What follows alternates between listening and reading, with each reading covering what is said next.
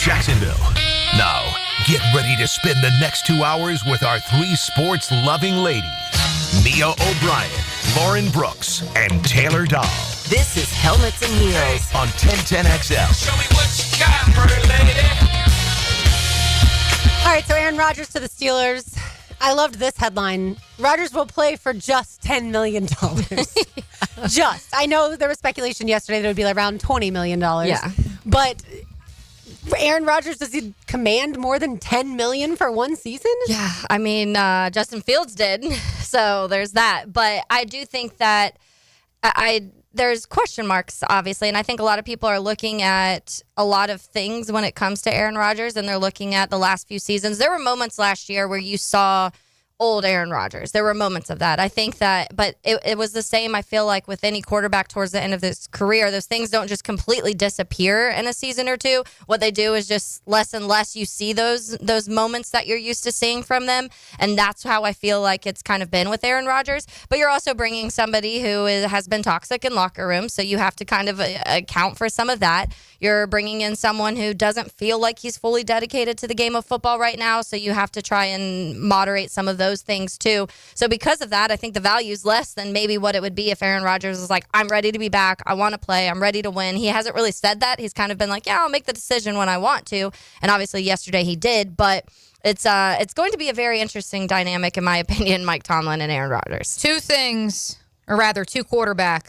that two teams had that at the top of their list and that they have in common. The New York Jets and the Pittsburgh Steelers both wanted Justin Fields, both wanted Aaron Rodgers. I don't know if there are two more polar opposites, but also I don't know if there's anyone... Like organization, polar opposites also. I don't know if there's anyone better to discuss that dichotomy than one Taylor Dahl, which is why we're leading with it on a Feel Good Friday here on Helmets and Heels. Yes, Taylor's mortal enemy has now traded places with her beloved Justin Fields. I honestly kind of like it because I hate the Steelers. And so it was hard for me to root against the Steelers when Fields was there. And now I'm like, yes, I can fully embrace this again. The Steelers hatred is back and thriving. So the Jaguars play the Steelers August 9th in the preseason. Oh, right. Mm-hmm. Yeah. So we get to see potentially Aaron Rodgers in Jacksonville. I don't know that he plays in that preseason game. Yeah, I'm not sure either. What I don't like, to your point, Taylor, what I don't like if I'm the Steelers, especially the fan base, like he's dictating when he shows up. Yeah. He's dictating what he's going to do probably through training camp. Like, if he doesn't want to do a rep, he's not going to take the rep. And that's a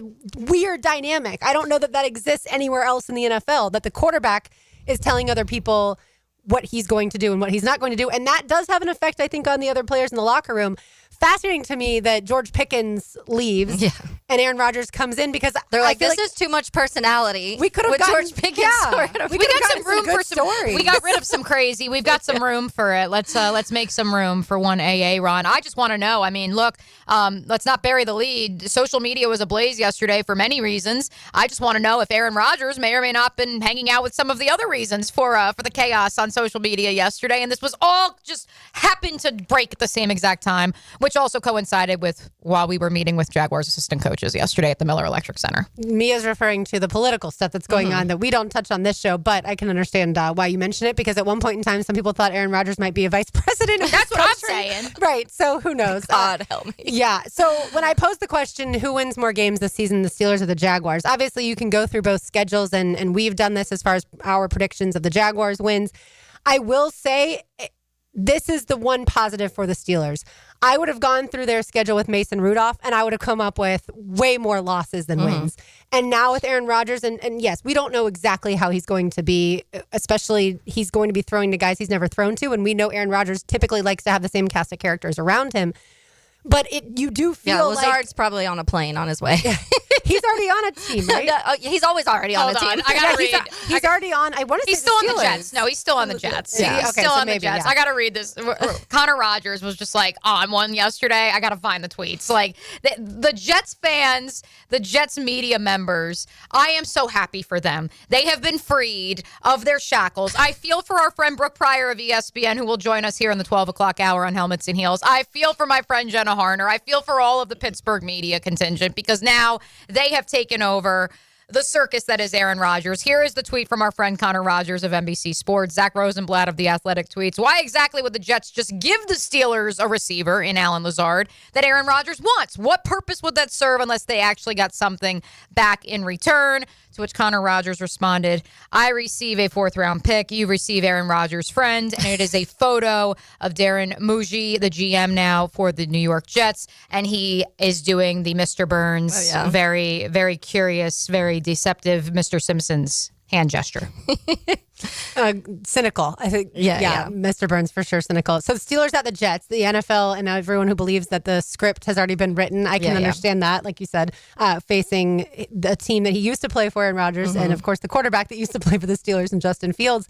But Taylor, when I go through this, all right, so Steelers at the Jets, I think the Steelers can win that game. Seahawks at the Steelers, I think the Steelers can win that game. Steelers at the Patriots, again, I think they can win that game. And then the 4th game, Vikings Steelers. Okay, that one's a lot. Yeah, they play the NFC North and they play their division, so that is a little bit more difficult than I think. What if you're looking at just alone the Jaguars division? Obviously, everybody we've talked to pretty much says they feel whatever their division. When you have a Joe Burrow and a Lamar Jackson, that obviously changes things a little bit. The other quarterback, Joe Flacco. Which, by the way, side note, did you see the clip yesterday of Flacco and Shador talking about, like, Shador's like, have you ever done this dance, blah, blah, blah, and Flacco goes, I've never cranked out any dance in public before.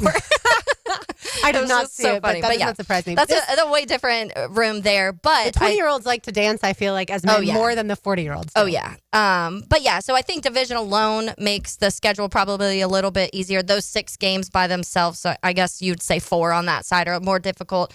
At this point in time, you don't know really what some of these other teams in the AFC South will look at like, and then in the NFC North. And so, of course, that's part of it. Aaron Rodgers is going to play at Soldier Field this year, too, against the Bears in November. And that's just, of course, that. So if you're one of the people that are like, they pre-write these things, that is another indication that it feels like they do. But I do think that this could be a year, because every year the conversation is Mike Tomlin does it again. Mike Tomlin can do it with anybody. This year would be the year where it wouldn't. Like, this year to me feels like the one where it's like, oh, they got Aaron Rodgers. They finally have someone that's not Kenny Pickett and Fields and Russell and like these guys that have kind of just been all over the place recently. And you have an Aaron Rodgers who people say there's still something in there. Like, you just need to be in a stable environment. This would be the year that they'd end up winning like 7 games. But is Aaron Rodgers allowed to flourish, or will he flourish in a stable environment? Because I feel like he likes things unstable. A little chaotic, yeah. Yeah, so the offense for the Steelers now, DK Metcalf, Jalen Warren, Calvin Austin, Pat Fryermuth. You compare that to what the Jags have. I do feel like the Jags' weapons are better than the Steelers, but the Steelers' defense, hands down, is way better than the Jaguars. So it's hard to sit here today and figure out who exactly will win more games. But if the Steelers never go below 500 with Mike Tomlin, no matter who the quarterback is, and Aaron Rodgers plays well, I feel like it could be neck and neck. They both could win 10 games. Yeah, I don't. It's hard for me to picture the Steelers winning 10. I could see another 9-win season, if anything. But I'm picturing between 7 and 9 wins is what I feel squads. like. Yeah, and I think some of that is I don't think Aaron Rodgers is what he is. I think that there's going to be probably 5-6 games where you're going to see these tweets and all the highlights of, see, Aaron Rodgers can still be Aaron Rodgers. And then you're going to have the games where he's thrown a lot more picks in recent years than he used to. And that used to be his biggest saviors. He hardly ever turned over the ball. I think there was years where he had like 3-4 turnovers. Yeah. Yeah, his best year he threw, and this is insane, but 48 touchdowns and 5 interceptions. Yeah, that's wild. And that started changing in recent years. He's throwing a lot more picks. He's making a lot more mistakes, and people have been able to capitalize off of that a lot more than they used to.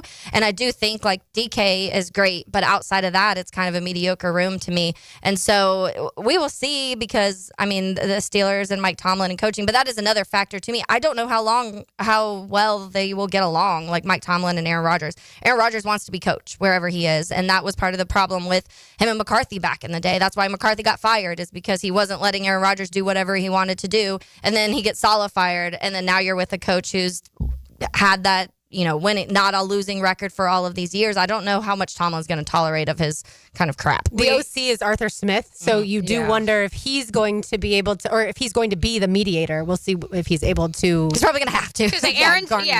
Yes.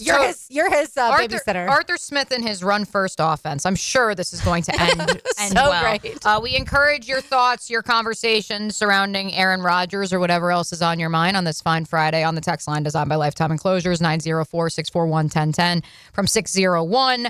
Not among the majority of you who have already texted in and have echoed similar sentiments to Taylor that it would only be funny and it would only be right if Mike Tomlin's first losing season was handed to him by one Aaron Rodgers. 601 says Aaron will win Comeback Player of the Year. They need one more wide receiver. If they can trade for Romeo Doubs, see them being successful this year. But why would the Packers be willing to get rid of one of their better receivers? Yeah. Because they have like 12 of them. Right, but that's their calling card. Yeah. And Jordan But Love, that's not their calling around. card, though. That's because now they need the alpha. You heard Josh Jacobs this offseason. They need Matthew Golden to be the golden boy. And yes, certainly the notion of Christian Watson is working his way back from his knee injury. And so you don't want to not have a treasure trove of riches. But that's the argument now, is they don't want to have too many options. They want to have a designated, you are wide receiver 1, 2, 3, right on down the line. By the way, looking at SportsCenter right now, our friend Brooke Prior is joining them, of course, to talk all things Aaron Rodgers. And like Mia said, she'll join us at 12:40. All right, before we get into the NBA, you do have a poll question that's not on-court related. No. Yeah, we're going to play the highlight after. Certainly, yes. In case you missed it, the Indiana Pacers somehow, some way have staved off the clutches of defeat once again. They win game 1 in Oklahoma City last night on a Tyrese Haliburton buzzer beater. Technically 0.3 seconds on the clock, but who's kidding? He is the first player in modern history to have 3 go-ahead shots in the postseason with 5 seconds or less on the game clock. That is not including the game-tying shot, game 1 against the New York Knicks in the Eastern Conference Finals. And yet, not everybody's so happy with Mr. Tyrese these days. Not everybody's so happy. Some of you have now grown to be sick of him, despite the fact that he was voted Mr. Overrated a few weeks ago, and now he has hit all of these clutch shots. And so our poll question today, how do you feel about Tyrese Haliburton? We're going to have 4 options for y'all. The first is superstar, in the words of Dwayne Wade. That was his reaction when Haliburton hit yet another go-ahead shot last night. Overrated, which of course is what the rest of his contemporaries voted him earlier this season. I like him, but he's a dweeb. That's what my home office voted him. And finally, other, please reply. So we're going to get that tweet sent out into the ether on the 1010XL X/Twitter. We're firing it up again, ladies. It was on fire yesterday. We're going to keep social media ablaze here on a Feel Good Friday. Who voted him overrated? Like the players vote? Oh, ouch. Yeah. Oh no. Look. Yeah. If you didn't know that, yes. didn't know. That's why after he hit the first go-ahead shot in the postseason, he tweeted out, "Overrate that." I remember that. I didn't know players voted him that. Oof. Isn't that rude? Yeah, that's so mean. Yeah, well, like do a vote in 1010XL. That's what I was thinking about that. Like, who's the most clutch in the NBA right now? Obviously, the answer is Tyrese Haliburton. Yeah. But, like, who's the most clutch at 1010XL? Like, let's debate. Let's not. All right, you will hear the highlight of Haliburton's game winner from last night on the other side. You are listening to Helmets and Heels on 1010XL 92.5 FM. I'm Brett Musburger, and you are listening live to Jacksonville Sports Radio 1010XL. You're locked into a Lee and Kate's Glass Friday on Helmets and Heels. Ready to add some value to your day? The everyday deals at Sonny's have got you covered. Right now, you can get the pork big deal for $10, the pork and rib combo for $12, all you can eat ribs for $19.99, and our new loaded barbecue potato for $11. Available all day, every day. And that's why it's always Sonny's here. Sonny's Barbecue, local pitmasters since '68. I'm Brendan with Checkmate Coating. We transform pool decks, driveways, and patios with pro precision. Checkmate Coating, your floor's missing piece. Checkmate Coatings, your floor's missing piece. David Garrard here. I've had the PRP treatment from Southeast Orthopedic Specialists, and my knees are really doing well. Platelet-rich plasma treatment may be the answer for whatever is hurting you. Southeast Orthopedic Specialists. My son had a meniscus surgery a couple years ago. When it's smooth as silk, Dr. Kevin Murphy did it. Was playing tennis in 2 weeks. This is Patrick Malarkey, and I highly recommend Southeast Orthopedic Specialists. The joys of home ownership. Until the plumbing backs up, the AC goes out, or your septic system decides to act up.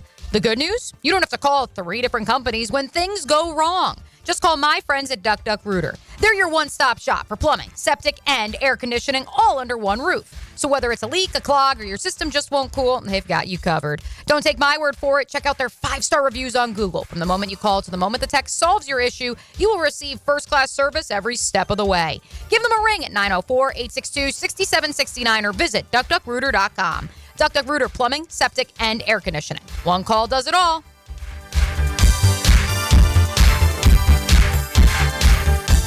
When you need a mechanic you can trust, call Sam, Harry, or Joe at AA Automotive on Richard Street. From oil changes to complex engine repairs, AA Automotive promises expert service and honest pricing from a local family biz. AA Automotive on Richard Street. I'm Clayton Bromberg, the president of Underwoods. One of the biggest changes we've seen in fine jewelry over the last 25 years has been the growth of jewelry designers. At Underwoods, we're the leader, bringing to North Florida the best names in designer jewelry. In fact, we carry designer lines in a similar way to how clothing stores carry designer labels. The difference is that jewelry designers have to be a little more timeless in their presentations because nobody wants to buy a fine piece of jewelry only to find out the next year it's gone out of style. That's why you'll find at Underwoods the best of the jewelry designer names, those that are tried and true and popular. Names like David Yerman, Roberto Coen, John Hardy, Marco Bichigo, Jude Francis, Lagos, Hippolyta, and a lot more are all available right now at Underwoods. So if you want the best looks in designer jewelry, stop by Underwoods, San Marco, Avondale, or the shops of Ponte Vedra.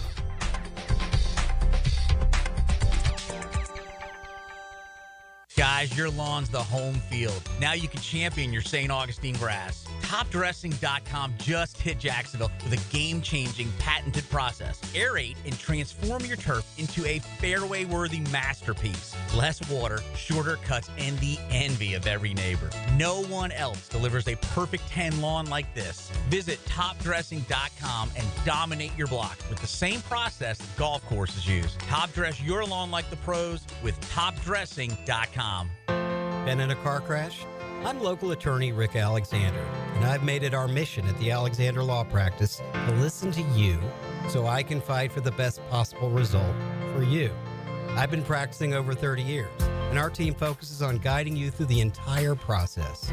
And because fees and reimbursement costs come out at the end of the case, I will never ask you to come out of pocket. For a free review, call 904-400-6600 or log on to alexanderlawpractice.com, Jacksonville. What NFL stadium has been used the longest by an NFL team? Filing an insurance claim following a storm shouldn't be an ordeal. Southern Oak Insurance's claim team prepares for catastrophic situations well in advance. Log on to southernoak.com. Our family protecting yours. Southern Oak Insurance. Green Bay's Lambeau Field has been used by the Packers since 1957, a span of over 60 years. Southern Oak Insurance. Our family protecting yours. I'm Hacker, and I'll get you more Gator Chomps during the Gator Bites podcast presented by Southeast Orthopedic Specialists. New episodes drop every Friday. Get Gator Bites where you find podcasts and at 1010XL.com. The housing market is as busy as ever on the First Coast, and if you've moved in or moved on, make sure you have a team of trained electricians ready to help. American Electrical can make sure you're up to date electrically and maximize your living experience. Smart home automation services, home theater systems, outdoor and dock lighting, and backup generators. American Electrical can do it all. A team you can trust with highly trained technicians ensuring you have the best living experience. American-Electrical.com, a leader on the First Coast and powered by professionalism. When you're experiencing sudden, unexpected dental pain, the last thing you want to hear is that your dentist can't see you until next week. That's why I'm so glad I found Harbor Dental Care. Whenever I call, they always find a way to see me within 24 hours, and they can usually fix whatever's wrong the same day. Plus, they have locations throughout Jacksonville, so no matter what side of town I'm on, I can always count on the same great care. If you want to find a dentist who believes in treating people right, learn more at harbordental.care. That's HARBOUR dental.care. 1010XL is presented by Farah and Farah, exclusive injury law firm of the Jacksonville Jaguars. Protecting you and your family. Call 396-5555. Jacksonville. 5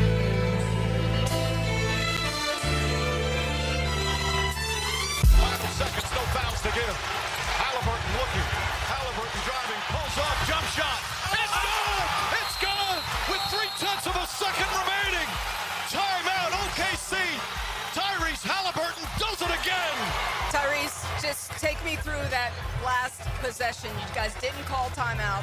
Take me through the last game possession. Yeah, man, we got to stop. And coach trusts us in those moments to not call timeouts. Trust me in those moments. Guys trust me, and just trying to make a play. So, man, basketball's fun, man. Winning is fun. That's a great win for us. So, Mia, we asked Angela Morian up in Indy who's the most popular basketball player. This was a few weeks ago, though, when you were on vacation, Taylor. Mm-hmm. And it was, of course, the question, Caitlin Clark or Tyrese Haliburton. And she went back and forth, but she was like, no, it's Caitlin Clark. I wonder right now if that's shifted because Caitlin obviously not able to play, and maybe she'll be back next week. And Tyrese Haliburton is doing something that we really have never seen before. I am pleasantly surprised with the response so far, not only to today's question of the day, but off the text line designed by Lifetime Enclosures. You have come out in full support, Duval, Northeast Florida, of one Tyrese Haliburton. Multiple people have texted in, how can people be sick of a player who is so humble? Anyone who says he's overrated doesn't know basketball. Superstar for sure. That's just a sampling of what we're getting at 904-641-1010 right now. Look, I'll just tell you, I had some pretty noteworthy names in the inbox this morning, and they were not happy about Tyrese Haliburton hitting yet another game winner. Love this one from Brian in Jack's Beach off the text line designed by Lifetime Enclosures. Hopefully this isn't your husband.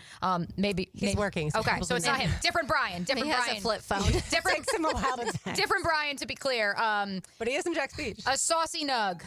Haliburton in clutch time. I mentioned the one about the go-ahead shots. This must be in his career. In clutch time with 2 minutes to go, he is 13 of 15, including three-point shots.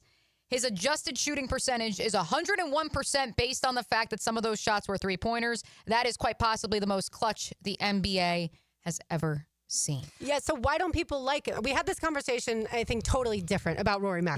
Yeah. Like, some people don't like him, and it's changed, obviously, even my own perception of Rory since he told everyone they need to be held accountable and talk out post-round and post the entire tournament, and then him not do it, and then recently be like, well, I just didn't feel like talking. Like, okay, well, that's not an acceptable answer. But that's a whole different conversation because he was the face of the PGA Tour. Some people are big Live fans, all that.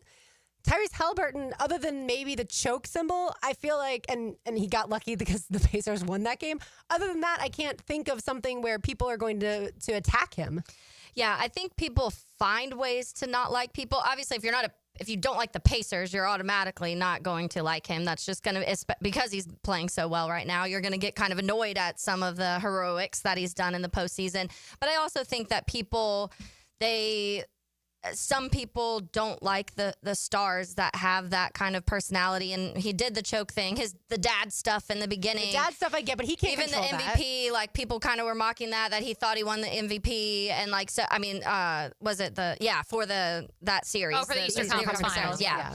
And so just things like that, people will start to nitpick at little things like that to not like a player. I'll tell you personally, from barely knowing the guy 3 months ago, he's like one of my favorite players now. Like, that's how quickly that happened for me. I mean, for me, like, I know the origin story, which is he was part of one of the most heralded recruiting classes in the history of, yes, not Iowa State.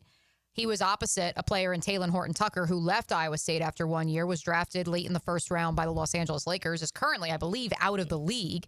The two other players who were part of that four-man recruiting class were part of national teams. Condit, at the very least, was in the Puerto Rican national team. Point being, he was the lowest rated of the four. He was this kid out of Wisconsin that, well, yes, Steve Prohm was banking on the personality and the hard work ethic. Everyone was like, he's probably going to take a year or two to develop. Well, 2 years into his career, he left and was a lottery pick. So that's what I think it's a testament to the hard work and being counted out. And I think that's a consistent theme we see with some of these players who have emerged in this next generation of stars in the NBA, whether it be Jalen Brunson. Tyrese Haliburton. Anthony Edwards is kind of in his own category because obviously he went number 1 overall, but chose to stay home, play for Tom Crean at Georgia. And so I think it's interesting that this next generation of quote-unquote superstars in the NBA, they've all had some sort of people counted me out, I was overlooked, and now here I am, hear me roar. And I think that's okay because I think that they've earned the right to say that. Yeah. RJ, you're a resident NBA expert. In your words, why do people not like Hallie? Yeah, well, I'll say this. Sacramento really did love Haliburton and thought that he should have been the one to stay over De'Aaron Fox. So I'm sure there's a lot of individuals in Sacktown who are not happy with what they're seeing. But Sacramento Kings don't make the program very often. I like it. Well, hey, listen, they all opted essentially, when you think about it, RJ. I mean, I know they play two different positions, but they said we're going to keep De'Aaron Fox, we're going to draft Keegan Murray, and we're going to say goodbye to Tyrese Haliburton, which I just think he's a much better fit with the Pacers from a infrastructure standpoint to the fact that now it's his team. There's no De'Aaron Fox in the way. Absolutely. But there were individuals who were saying that, listen, if we had to choose between Haliburton and Fox, we'd rather keep Haliburton. You can find somewhere else for Fox to go. That was kind of the talks in which I was hearing with people from the Sacramento area that, you know, if there was that conundrum, they preferred keeping Haliburton over Fox at that point. Although Fox is looked at as more of a scoring guard, and that's what the league has turned into with your guards. They have to be score-first point guards. Right. They certainly loved just Haliburton and thought that he could be more than what Fox was. Maybe we had seen what Fox is, and it's just not enough. It really hasn't given us any sort of success. I also just think, I mean, this is coming from me, but I do think there's probably individuals that look at him as corny. Yep. I mean, that might be the better word than dweeb. Corny might be the better word. I mean, you know, he's not a certain cut as in, let's just say like an Anthony Edwards or a cut as, I think Steph Curry kind of grew into being the individual that we know and love or hate today. Because people don't like him because he chews on his mouthpiece, mouth guard. I think before then, this was a guy like Steph Curry was an individual. They said he's going to be just like his dad. He's going to be a great shooter, but that's it. And he had that game in New York against the Knicks, and now all of a sudden he's jawing at the crowd, and this is, what we see from him, over the duration of his career. I think a lot of guys loved him at first. It's a great story. Oh, that's Dell's kid. And then he turned into a guy that you just ended up hating, especially a guy like me with bandwagoning Golden State Warriors fans. Where the hell did you guys come from? I don't know. But happened in every city. Yeah. I think that happens in every sport. I think Tyrese Haliburton kind of cut from the same cloth. But I think being in Indiana, I think it's the great place for it because the guy that you had there prior to was an individual that a lot of guys love to hate, and Reggie Miller. So I think that where Haliburton is, the fact that he's not always that guy we know who he is. He's the trash-talking guy coming in the door. He kind of more or less lets his game speak for himself, and then he starts trash-talking on top of that, and there's nothing you can do about it. It's like, dang, I hate this guy. But, how many times have we seen that across NBA history? So Tyrese Haliburton now joins a long list, but, I'm all for it. The guy is rumbling young man rumble. So, let's keep doing it, Haliburton. Let's see what you can continue to do in these NBA finals. I thought it was so funny yesterday. RJ literally said, Haliburton must have Jesus on his side because that shot went up and then came down against the Knicks. You know what this is? It's the power of Jim Irsay compels. That's what this is. Come on now. Possible that's where Jesus resides, right? Exactly. Yeah. That's what I'm saying. Jim Irsay is looking out for the Pacers. Even my sister, who's not following the NBA Finals all that closely, said to me when I talked to her earlier this week, she goes, listen, his last tweet was about the Pacers. Yeah. I'm just saying, this has now made its way into the mainstream. He's not looking out for Anthony Richardson, though. But, it's early. But, yeah. This is like God saying it's okay. Yeah. Indianapolis sports fans. Like, I may not give you AR, but I may give you an NBA championship. Yeah, I feel like they'll take that because they weren't going to win the Super Bowl this year either way. I wondered earlier in the season, or earlier in the postseason, I should say, if the Knicks were like the Gators because they kept coming back, and now it feels like the Pacers are on their way. And again, the Thunder may win this, But what the Pacers have been able to do when most people turned off their television in the third quarter, like, it's unbelievable. Yeah, I think that they, late in that game, did everything they needed to do. And the crazy thing to me, they had 18 turnovers at halftime. That was an insane number of it. Yeah, And it was like a number of 18. Yeah. Only being down 12 was a victory. Yes. The Thunder being able to turn teams over that often, everyone was like, okay, yeah, that's what's going to happen again. And so 18 turnovers. They had 18 less shots at halftime. And then you come back and afterwards, it was kind of like a slow progression into what happened. But when you look at the final 7 minutes, they didn't turn the ball over for almost 8 minutes, the final 8 minutes of that game, and everything they needed to do when it came to obviously not turning the ball over. Also, I think OKC only turned, of those, I think 24 turnovers that the Pacers ended up having, only got 11 points out of that. So good for the Pacers in that area too, not letting them score off of all of those turnovers. But at the end, right when you needed it to happen, you stop turning the ball over. You force the foul on Caruso. You make your shots. You're playing the boards really well. They were getting all of the rebounds, it felt like, towards the end. Yeah, I feel like Aaron Nesmith's like, hey, why don't I get at least some of the credit for this victory? Why does Haliburton get it all? Happened. That's another same story. thing as game 1 against the Knicks. Aaron Nesmith has 6 threes in the second half. But Tyrese Haliburton hits the time. And then in the moment, SGA has the shot. Like his I thought shot it was going in. Yeah, me for too. Sure. His shot to make. That's Jim Irsay. If we're talking about Jim I'm Irsay. telling you, it's the power of Jim Irsay. I'm allowed to say this on air now. I've been texting it in our group chats, but now I can say it out loud because it is absurd, the run that Tyrese Haliburton has been on, whether you like him and the Pacers or not.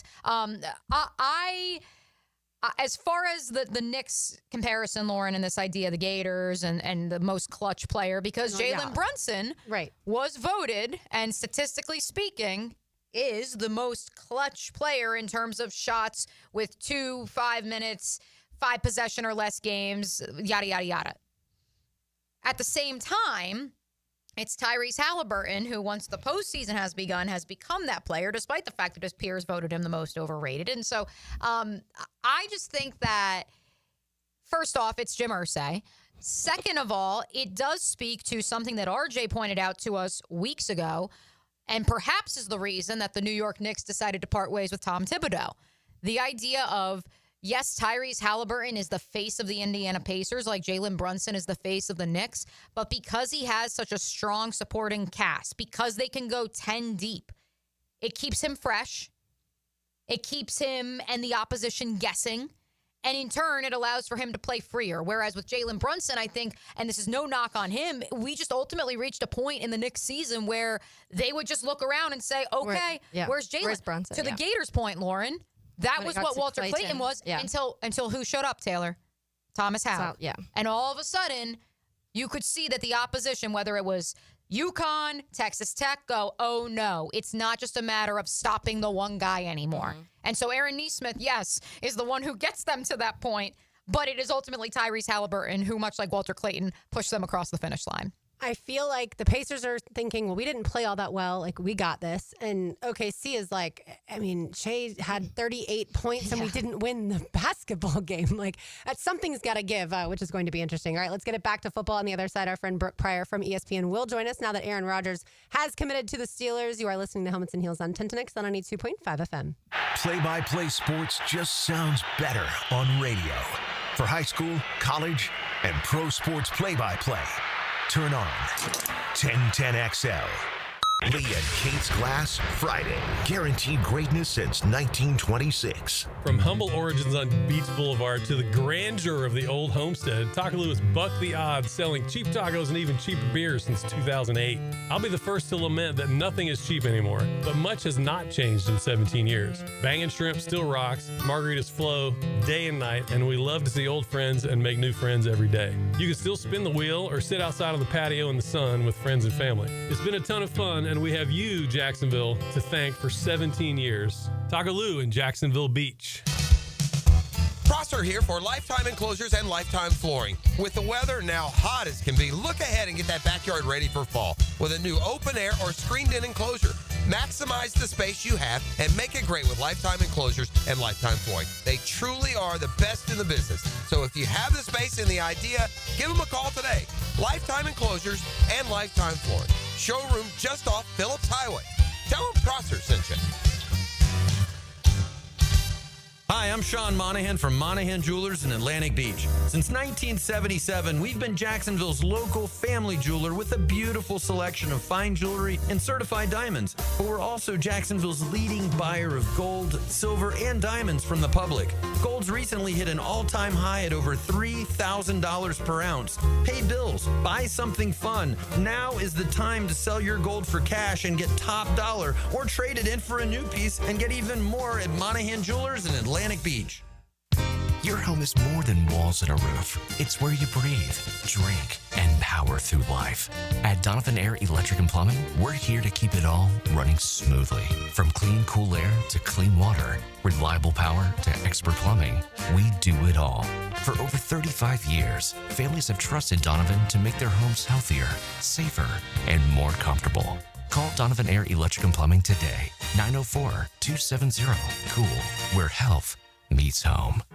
June is Men's Health Month. Be proactive towards your prostate, ED, low T, even kidney stones with Ackerman Urology. Offices in Mandarin, Middleburg, the Beaches, and World Golf Village. Trust the men's health experts at AckermanUrology.com. This date in sports history is brought to you by Southeast Orthopedic Specialists. On June 6, 2018, LeBron James passed Michael Jordan for most 30-point playoff performances. James fakes, sets, fires. Instant Keys. You don't have to go to the dealer. Instant Keys comes to you. For lost or broken keys or nearly any make and model of vehicle, call 722-1111 for Instant Keys locksmith service. Mike Dempsey, and now's the time to get your roof hurricane ready with Apex Roofing and Contracting of Jacks Beach. Look, our rainy season is no joke, and if your roof's got damage, leaks, or it's just plain worn out, don't wait. Apex is local, dependable, and will show up on time using only premium materials with ironclad warranties. No shortcuts, no stress, just quality work you can trust. Skip the storm season scramble. Reach for the peak with Apex Roofing and Contracting in Jacks Beach or visit apexroofingfl.com. It's a battle of football champions as your Sharks take on the Arizona Rattlers. Don't miss any of the action this Saturday, June 7th. Discover the thrill of indoor football. It's fast-paced, action-packed, and full of family fun. Try the new Family 4-Pack. 4 tickets, 4 $10 vouchers, and a $20 Al's Pizza gift card for only $100. Get tickets at jacksharks.com or call 904-621-0700. 904-621-0700.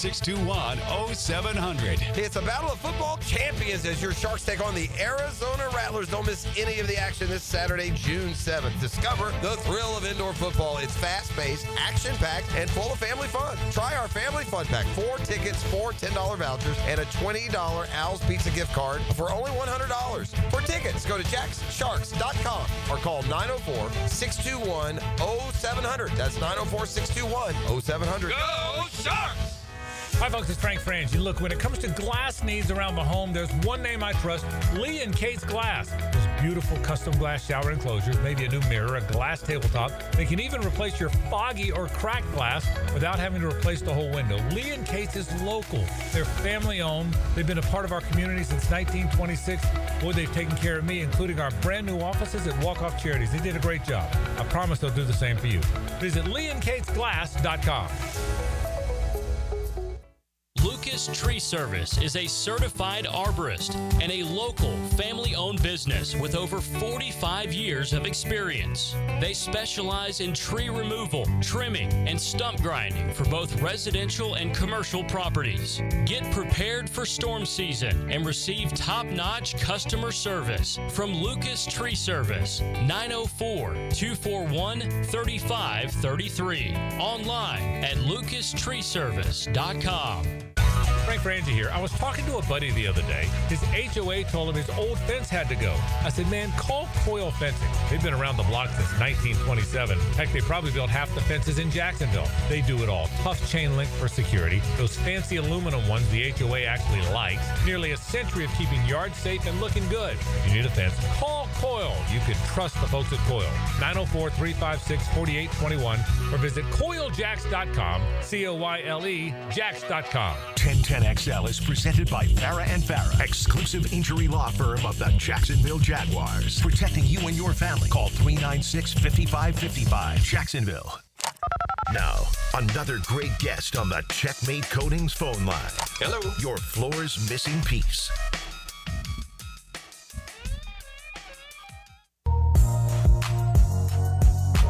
Taylor Dahl, Mia O'Brien, RJ Saunders. I'm Lauren Brooks with you on this Friday afternoon. And of course, the biggest story in sports yesterday before the NBA Finals began was the fact that Aaron Rodgers has committed to join the Pittsburgh Steelers. So, of course, we bring in our friend Brooke Prior of ESPN. Brooke, how have the last, maybe just under 24 hours been for you?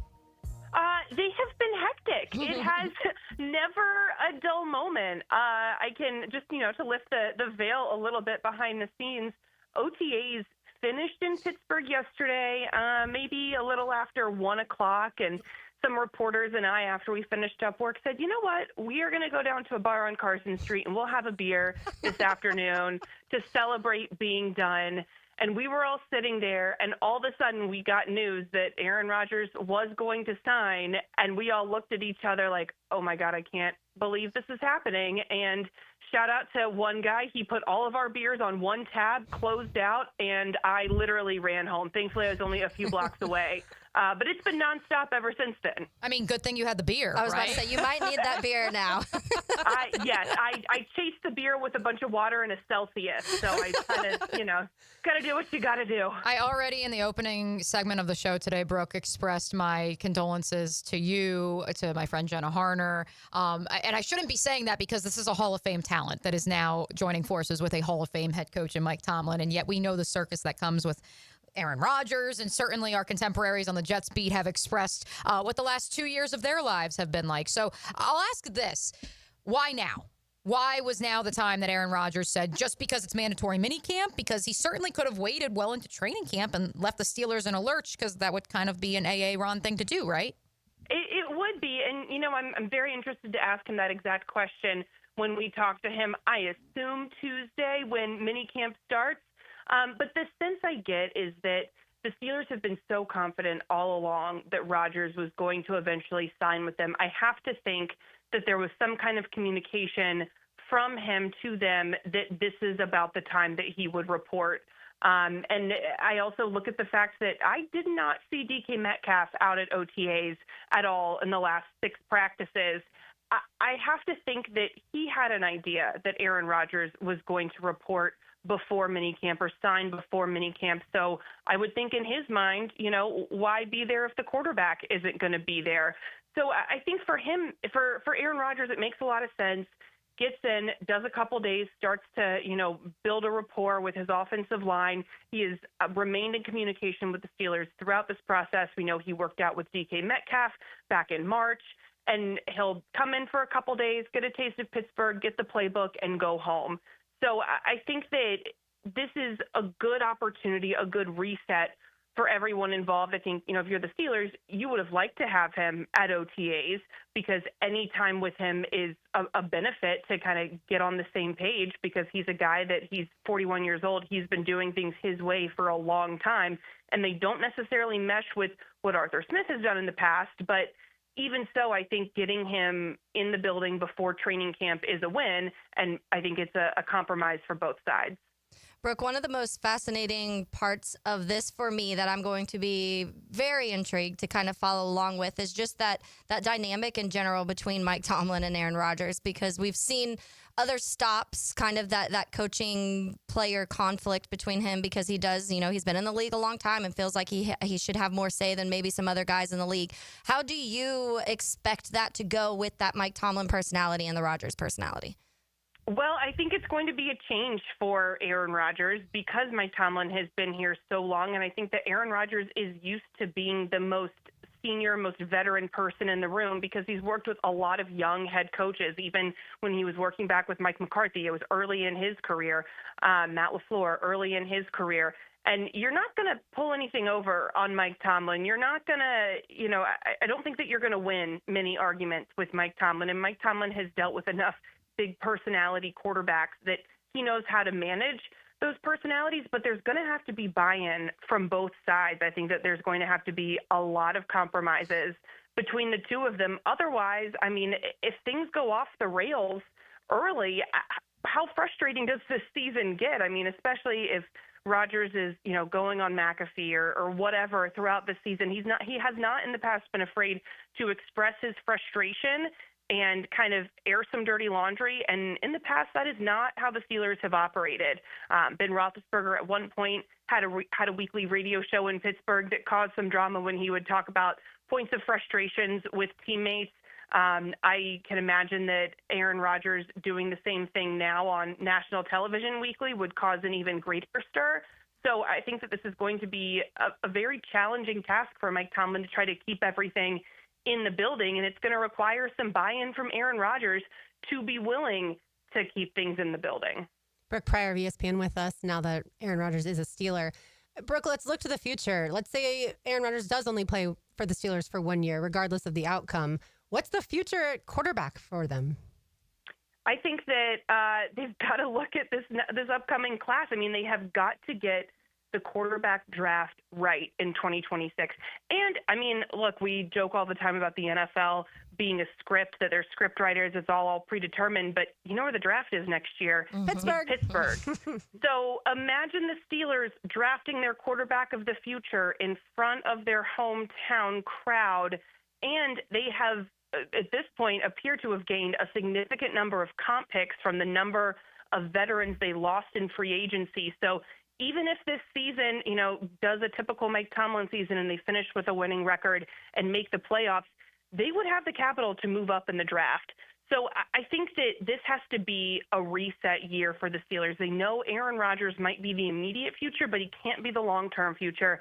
They've got a sixth-rounder in Will Howard that they want to develop. They've got Mason Rudolph, but that's not, I think, concrete enough to carry you into the future to feel good about anything beyond this year. So I think that all efforts have got to go toward evaluating this 2026 class and making sure you get it right. You cannot have another Kenny Pickett situation when, obviously that didn't pan out and they've been kind of wandering the quarterback desert since Ben Roethlisberger retired. ESPN's Brooke Prior, our guest on the Checkmate Coatings Hotline here on a Feel Good Friday edition of Helmets and Heels. Brooke, this one's off our YouTube chat line from Robert, who, of course, is living up in Pittsburgh. He is one of our loyal Heeligans, as we like to call our listeners. Arthur hasn't allowed any quarterback to opt out of plays at the line. Will that change? I think it's an interesting conversation, Brooke, when you juxtapose that question with Matt LaFleur and the struggles he had those first 2 years with Aaron Rodgers, knowing full well that you may tell Aaron Rodgers to do something, but he has the autonomy, or at least he did under Mike McCarthy, that if he sees something, he will change things right before the ball is snapped. Exactly. I mean, that's going to be, I think, one of the most fascinating things to watch, because Arthur Smith might not want to give a quarterback that autonomy, but I think that Aaron Rodgers is going to take it one way or another. Otherwise, I mean, this could be a really, really long season. The other thing that I think is fascinating about this fit is that I know that the Jets were playing from behind for a lot of last season, but Aaron Rodgers attempted the second most pass attempts in the league last year. And the Jets, I believe, were 27th in designed run plays run by that offense.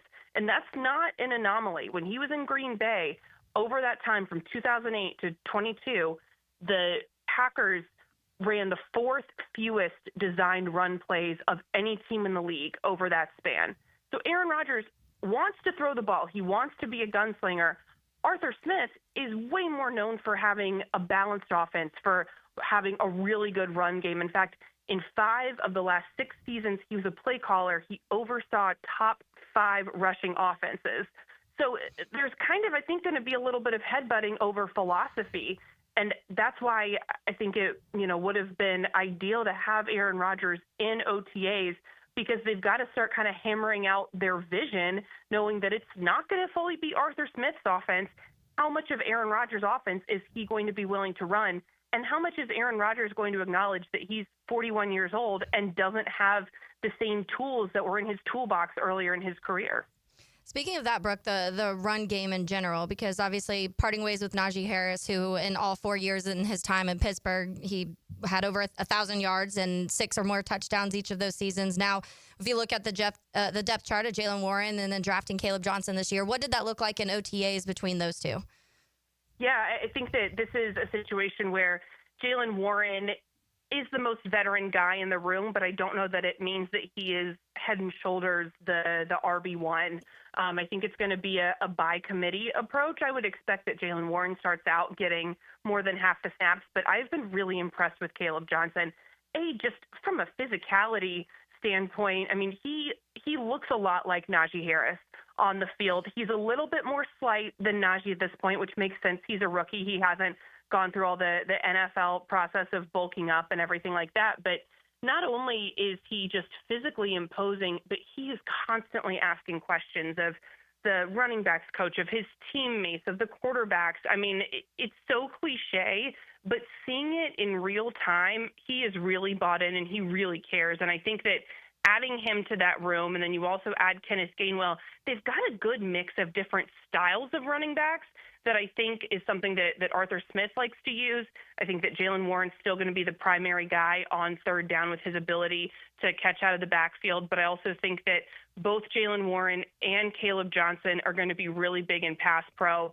Caleb Johnson's talked about being a really physical guy, and I've seen him out there working on those pass pro reps. I think that he's going to be just as good, if not better, than Jaylen Warren. Caleb doesn't even have to get rid of pretty much his Iowa jersey. He gets to transfer straight over to Pittsburgh. Hawks, baby. Same color scheme. Exactly. Yeah, works out really well for his family, I would imagine. I'm going to guess they already had a lot of black and gold in their closet. I'm pretty sure they're from, he's from Western Ohio, too, isn't he? I think that's where he's from, Brooke. Correct me if I'm wrong on that one. I'd say I have so many. Yeah, he's from Cincinnati. High school. Okay, yeah, close enough. There you go. See, look at that. Probably grew up a Bengals fan, if we're being honest, but that's neither here nor there. Brooke, final thing. What's the latest with TJ Watt? That is a great question. We will find out more next week. See if he reports to minicamp because he was not around at OTAs.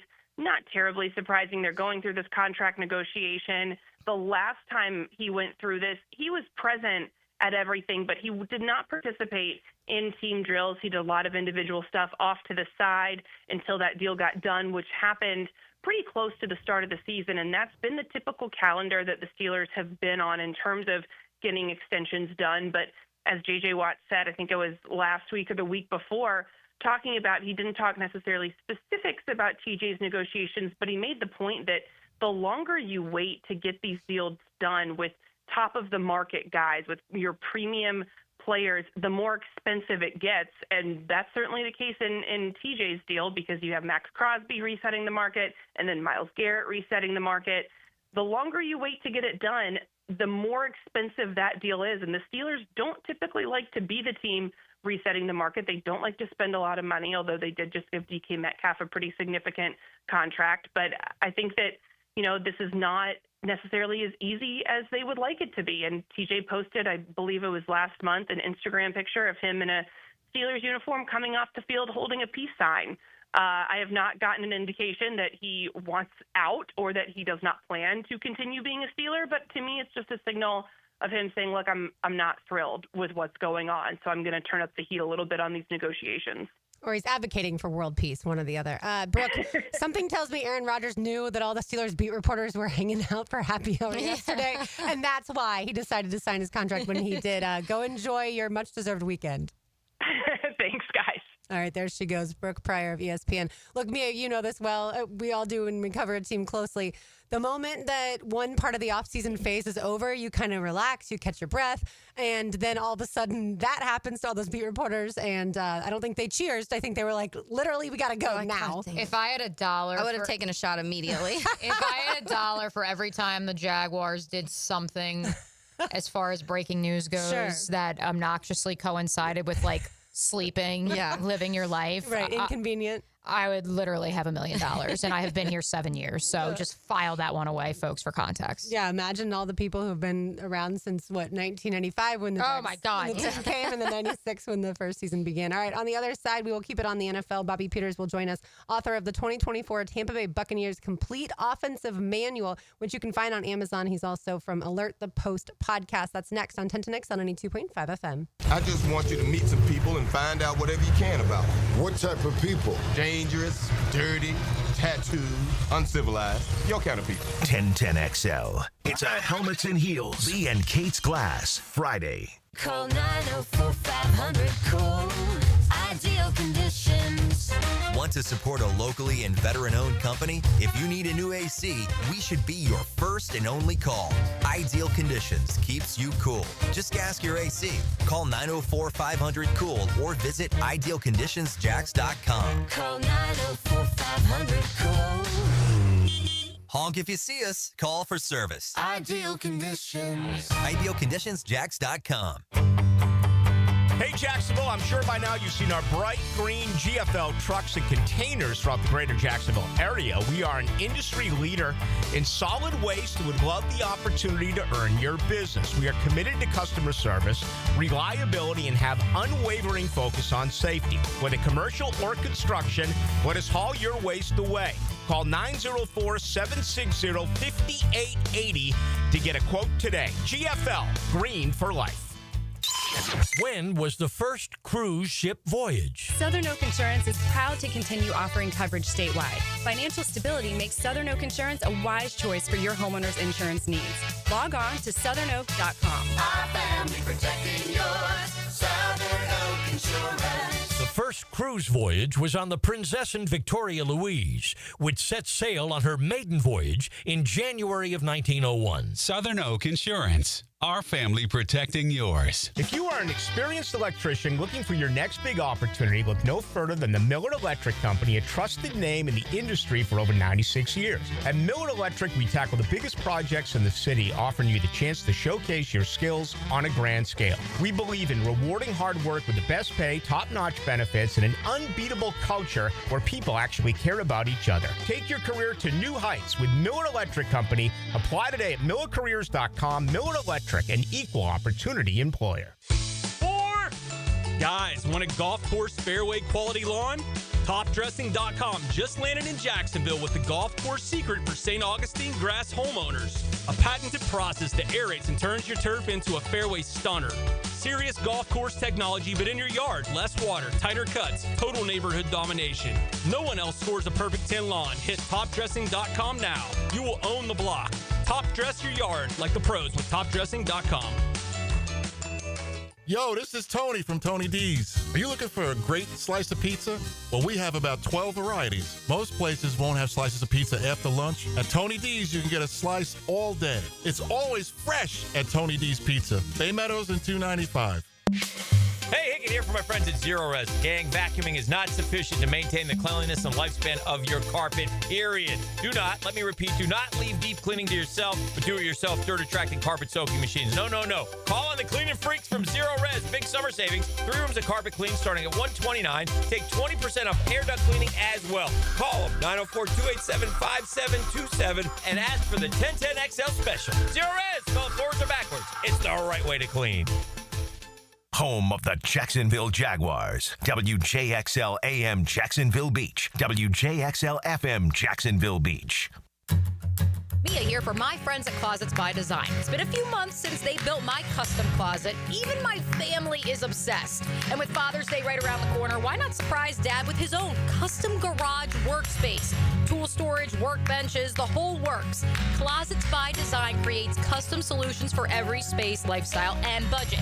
That includes Dad's. Call to schedule your free in-home consultation and receive 40% off plus an additional 15% off. Visit closetsbydesign.com.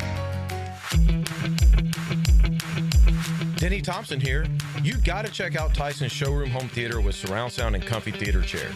You can transform your living room into a cinematic experience. I can stay there to watch all my games. It's that comfortable.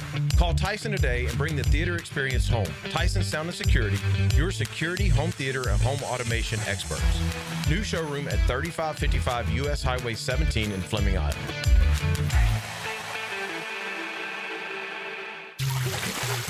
Frank Frangie here for Stanley Pools. If you're dreaming of putting in a pool this year, choosing the right company is the most important decision you'll make.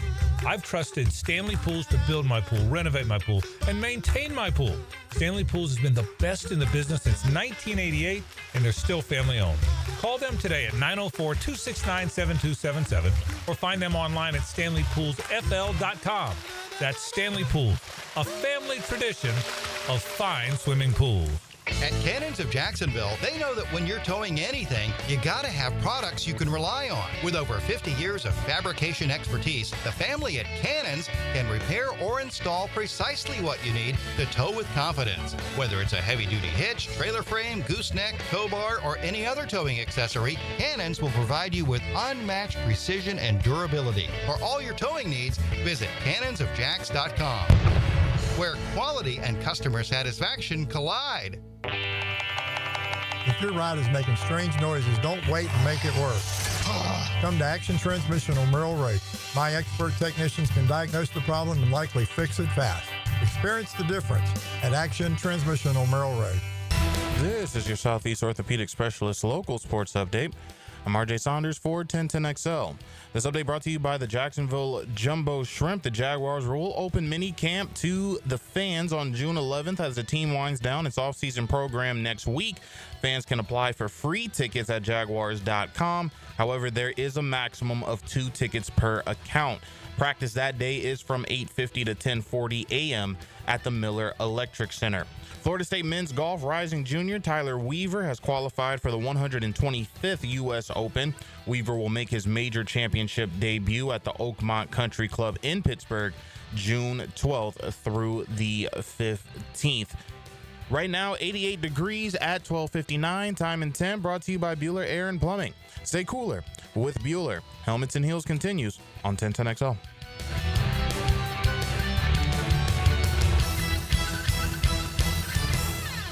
1010XL is presented by Farah and Farah, exclusive injury law firm of the Jacksonville Jaguars. Protecting you and your family. Call 396-5555. Jacksonville.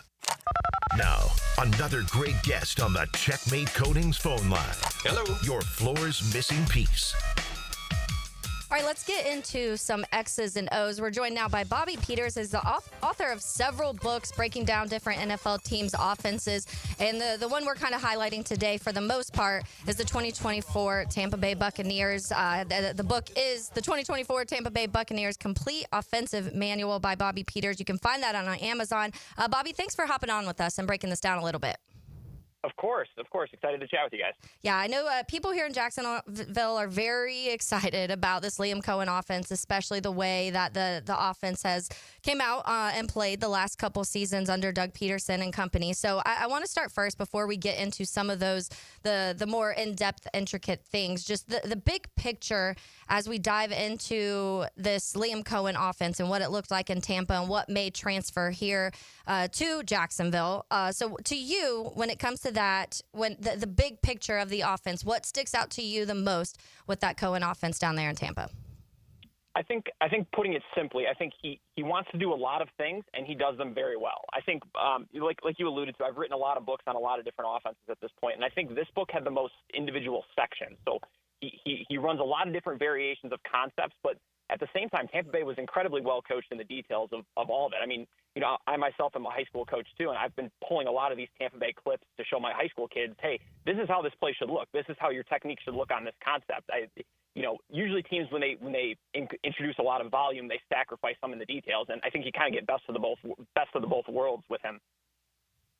Bobby, go ahead, Mia. To that point, Bobby, thanks so much for joining Helmets and Heels. For our listeners who may not be as familiar with your work, kind of walk us through how you come to write this book on the Tampa Bay offense of 2024 after previously authoring some books on the likes of the Kyle Shanahan, Sean McVay offenses of previous iterations. Yeah, so what I do is I take a full season's worth of film. I cut them up individually. I label each clip, and then that kind of drives the book. So the book is broken down by individual concepts. So I'll search when I'm writing about, say, like the dagger concept. I will, search by dagger. I'll get all, 20, 25 clips or however many they did, watch them, break down what the dagger concept is, kind of how the team, how efficient it was for them during the season. I provide some data tables with that. And then I talk about, like, why it worked for the team and why it didn't work. So I try to provide, some in-season context for it, as well as kind of give an overall background on what the concept is overall. Bobby, the Bucs led the NFL in third down conversion rate at over 51%. The Jaguars, meanwhile, were at 37.25% for third down conversion rate. As you point out, that is due to meticulous game planning. What did you see on film that shows you that? I think there's a few different things. I think the first thing is within their drop back pass game, they have really defined reads in the sense that Coen and his staff do a great job of trying to get the first receiver open for the quarterback, right? So like when Baker Mayfield would get to the top of his drop, is the receiver that he's looking at open? And in a lot of the game plan concepts that they would call on third downs, that was the case. So that's the first element. The second element is they were an incredible screen team. I mean, some of their averages for their screens were, pushing 10 yards an attempt, which is really good, especially considering, the down and distance that a lot of them were called. So, if you've got, a third and medium in the high red zone, there's not a ton of great play calls to call in that situation. But if you're a good screen team and you can get the look that you want from the defense, you can pick up first downs in those situations too.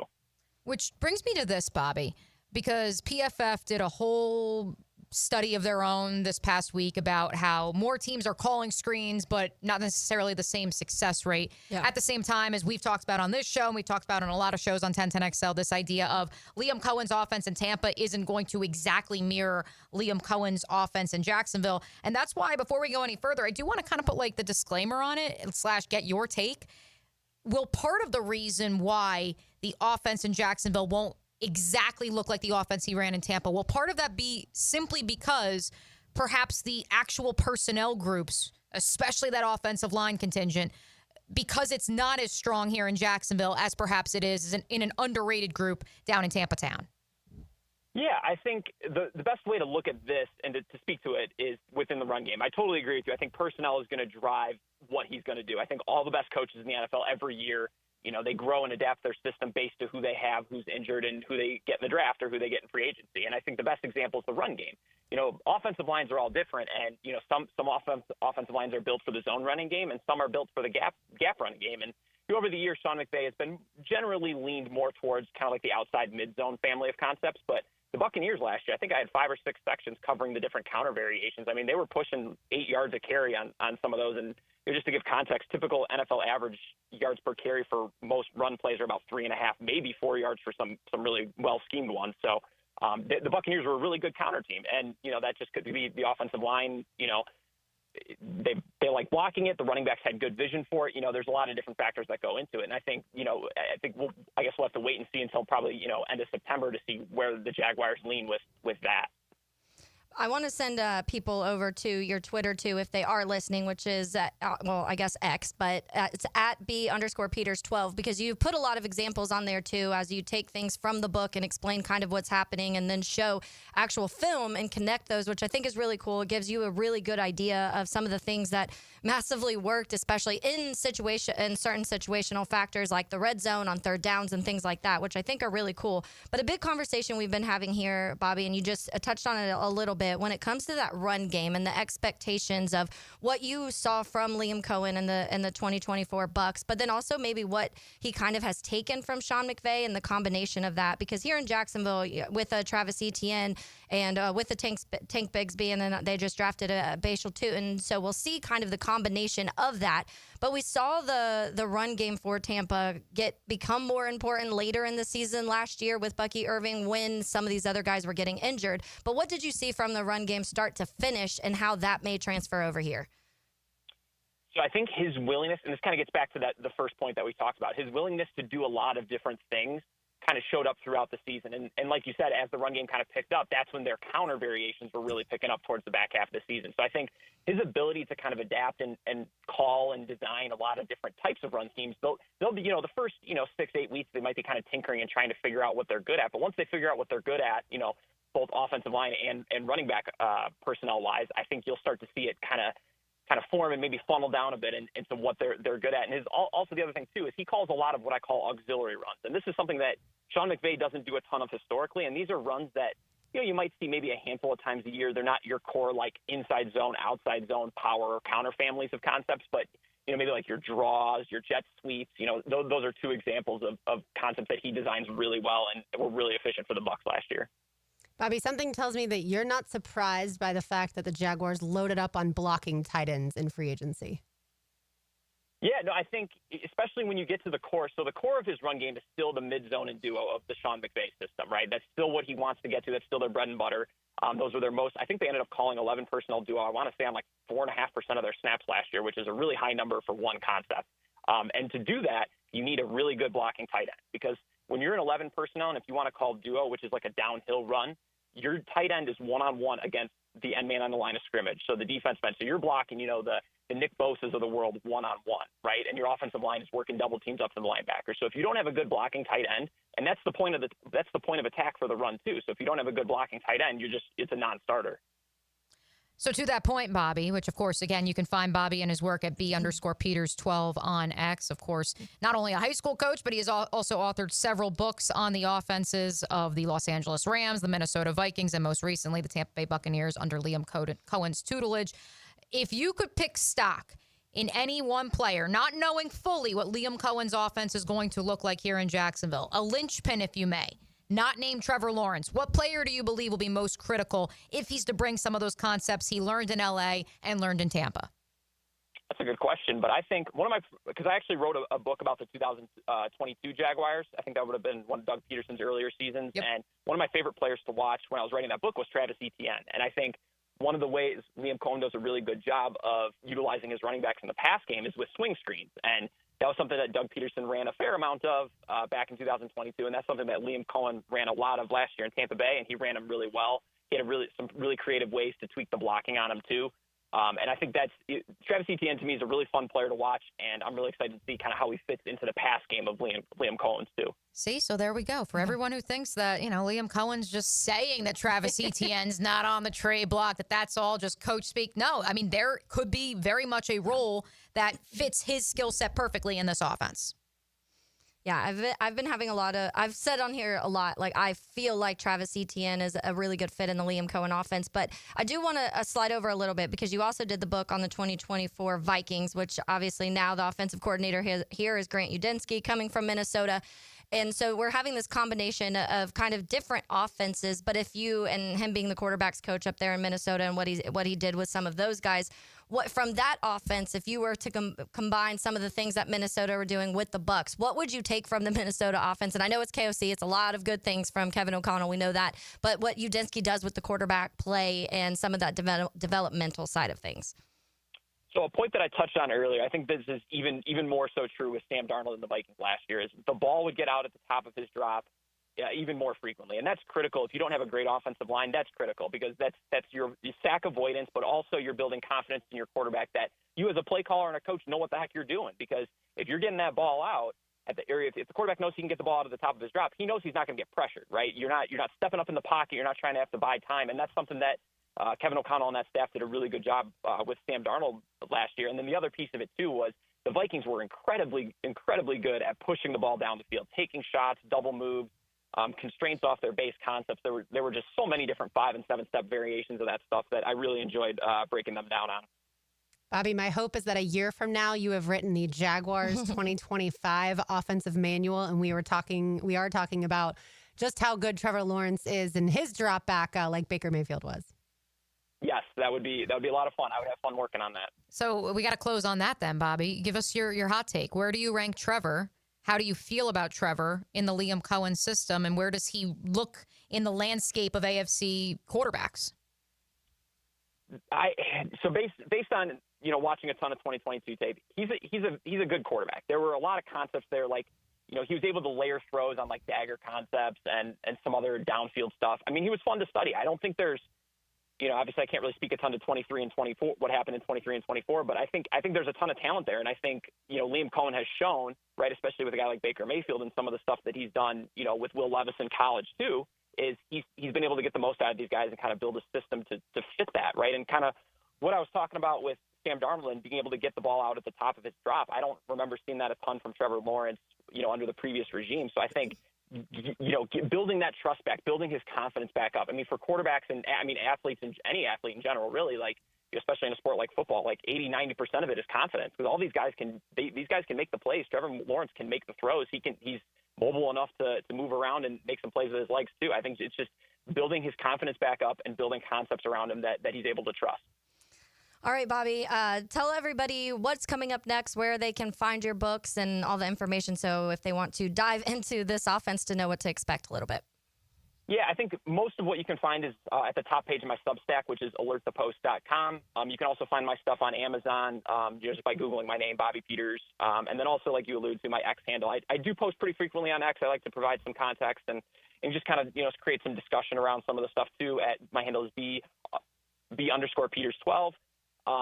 And right now, I think I might be taking a little break. I just, pushed out, close to 2,000 pages of football stuff here. I have been watching some other tape, but I think I might take like a month or maybe 6 weeks off here, and really focus on my wife and kids for the next month or so here. That's what the NFL dead period was built for, Bobby. Yes. You're in good company. I think a lot of us will be doing that. Exactly. All right, Bobby. Well, we appreciate your time. Go enjoy your break with your family, and thank you again. Of course. That was really good stuff, y'all. Yeah. I love getting into the headspace of a really good play caller, and we've said it time and time again. We thought that Doug Peterson and Press Taylor in 2022 were going to come here and we're going to overhaul this offense, and they did for one season, and then it completely fell apart. Now Liam Coen and the innovation that he has and hearing more from Bobby break it down is so exciting. And again, to me, the offensive line, we've talked about that so many times. How well will they do? But it's also the other guys blocking. It's not just your tight end that's blocking. It's your running backs that have to pick up blitzes. Your receivers have to block. Like that, people talk about Mike Evans and the 10 years that he's had the 1,000-yard seasons. You know what else he's really good at? Blocking. And that people don't really talk about that much because that's not a sexy thing to talk about. But that's what I guarantee Brian Thomas Jr., Travis Hunter, De'Ami Brown, and the likes, Parker Washington, all those guys in that receiving room, I guarantee they work on that a lot because that's so important for Liam Coen's offense. Well, I go back to what Cortez, former Jaguar, LSU wide receiver coach, told Malik Neighbors the first day at LSU, if you don't block, you're not going to be on the field. Yeah. And BT told us the first day he got to Jacksonville that was the reality in Baton Rouge, and that was how he was going to approach his craft here. So the hope is that this is a match made in heaven. Absolutely. I've got our Terminix Pest of the Day on the other side. You are listening to Helmets and Heels on 1010XL 92.5 FM. Making your sports day last a little longer. That's all I wanted to know. That's all I wanted to know. Thanks a million. Go into the night with Rick Ballou. Amen, right? That's right. Then it's Hacker After Dark. I know. It's amazing. Evenings on 1010XL. Lee and Kate's Glass. Friday on Helmets and Heels. We're certainly facing interesting economic times. For me, it's comforting to know my money's in good hands with ITP Partners. Jacksonville guys taking care of my Jacksonville money. Experience? Yeah, that's Chris Bryan, Jeff Hartman, Reagan Wright, Dan Abel, Scott Regner, Janice Cobb, and Reed Wingate. They have the expertise and knowledge to take care of your money. For more info, go to itppartners.com. ITP Partners, they're my financial partners for life. Non-compensated client testimonial may not be representative of all client experiences. No guarantee of future performance or success. Hello, all you Jacksonville sports fans. Don here from Taco Lou. If you're in the mood for some great tacos, cold Dos Equis, and maybe even a sip of some fine tequila, then the Lou is calling your name.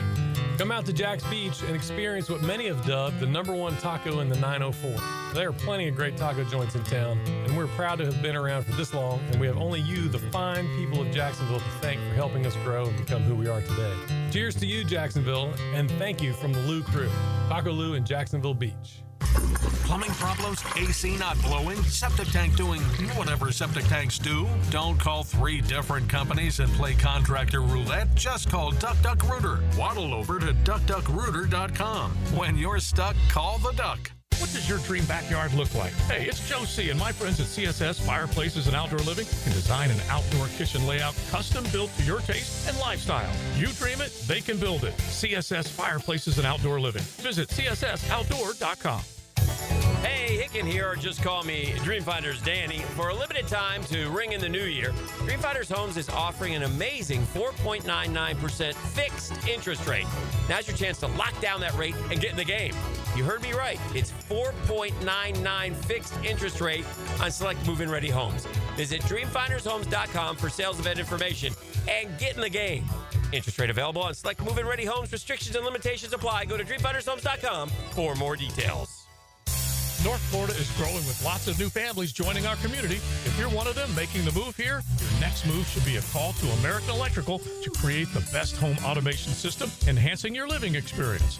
There are many ways your life can be made easier through smart home technology, voice-activated systems, automated lighting, total house temperature control. With American Electrical, they've got everything you need to automate your home and make it your true oasis. check out American-Electrical.com. Powered by professionalism and raising the excellence bar. Dan Hicken and Jeff Prosser share the huddle with Freddie T. Monday morning running back with Fred Taylor is fueled by Epstein and Robbins and Monahan Jewelers. Fred Taylor, he's a candidate to go the distance. On 1010XL. You'll always feel good when you send someone a Coen Flowers floral or plant arrangement. This is JJ with 1010XL, and no matter what the reason, Coen Flowers has always come through for me. Order online at CoenFlowers.com. Living on Amelia Island, having fun in Fernandina Beach? No matter what brings you to the fun, cozy town, make sure you check out the tap room at Mocama Beer Company. With a full flight of craft creations, from the Cosmico IPA to the Motor, the perfect pilsners and lagers, matching memories and some Mocama magic is what it's all about. Mocama Beer Company in Fernandina Beach, near the big water where the sun is born.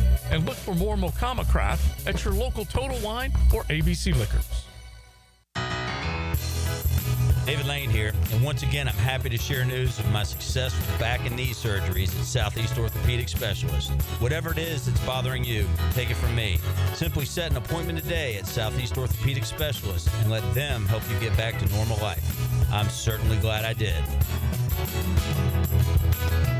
Relieve pain and get back to life. Southeast Orthopedic Specialists.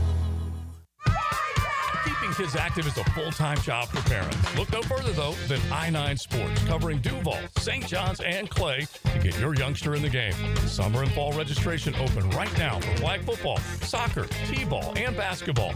Plus, girls volleyball at Duval Charter Bay Meadows. Fields and gyms all over the First Coast. And the best thing is, I-9 Sports offers sports year-round, so kids can always find something to do. i9sports.com. Enter 1010 in the promo code. David here with Royal Pest Services. Man, don't let your yard be torn up by that heavy aeration machine this spring. Visit RoyalPestServices.com to learn more about our granular aeration. Broadcast throughout the tree and shrubs to break up that compacted soil. Visit RoyalPestServices.com. Jumbo Shrimp Baseball is home this weekend at the newly renovated VyStar Ballpark. Join us tonight on Red Shirt Friday for fireworks. Florida Blue presents our salute to the Negro League weekend with Jack's Red Caps button-downs to the first 2,000 fans through the main gate Saturday, plus more fireworks. Come early on Baptist Health Sunday Family Fun Day for Catch on the Field. Tickets start at just $5. JackShrimp.com for tickets. Jumbo Shrimp Baseball, affordable family fun. Hey, Jacksonville, Hicken here. I've been around the block or two, and Checkmate Coatings is who I call for my own place. They're my new MVP for stunning, long-lasting floors. Brendan here with Checkmate Coatings. No massive overhead means top prices on top-quality pool decks, driveways, garages, and patios, too. Visit CheckmateCoatings.com today. Checkmate Coatings, your floor's missing piece. Checkmate Coatings, your floor's missing piece.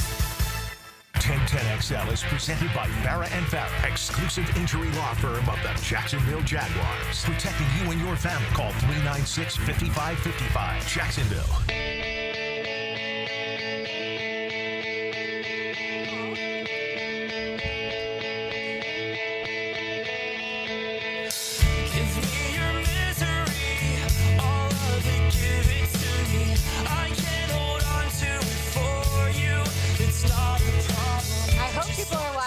On the live stream because one Taylor doll is jamming out to this band who she's going to see in concert tomorrow called Mayday.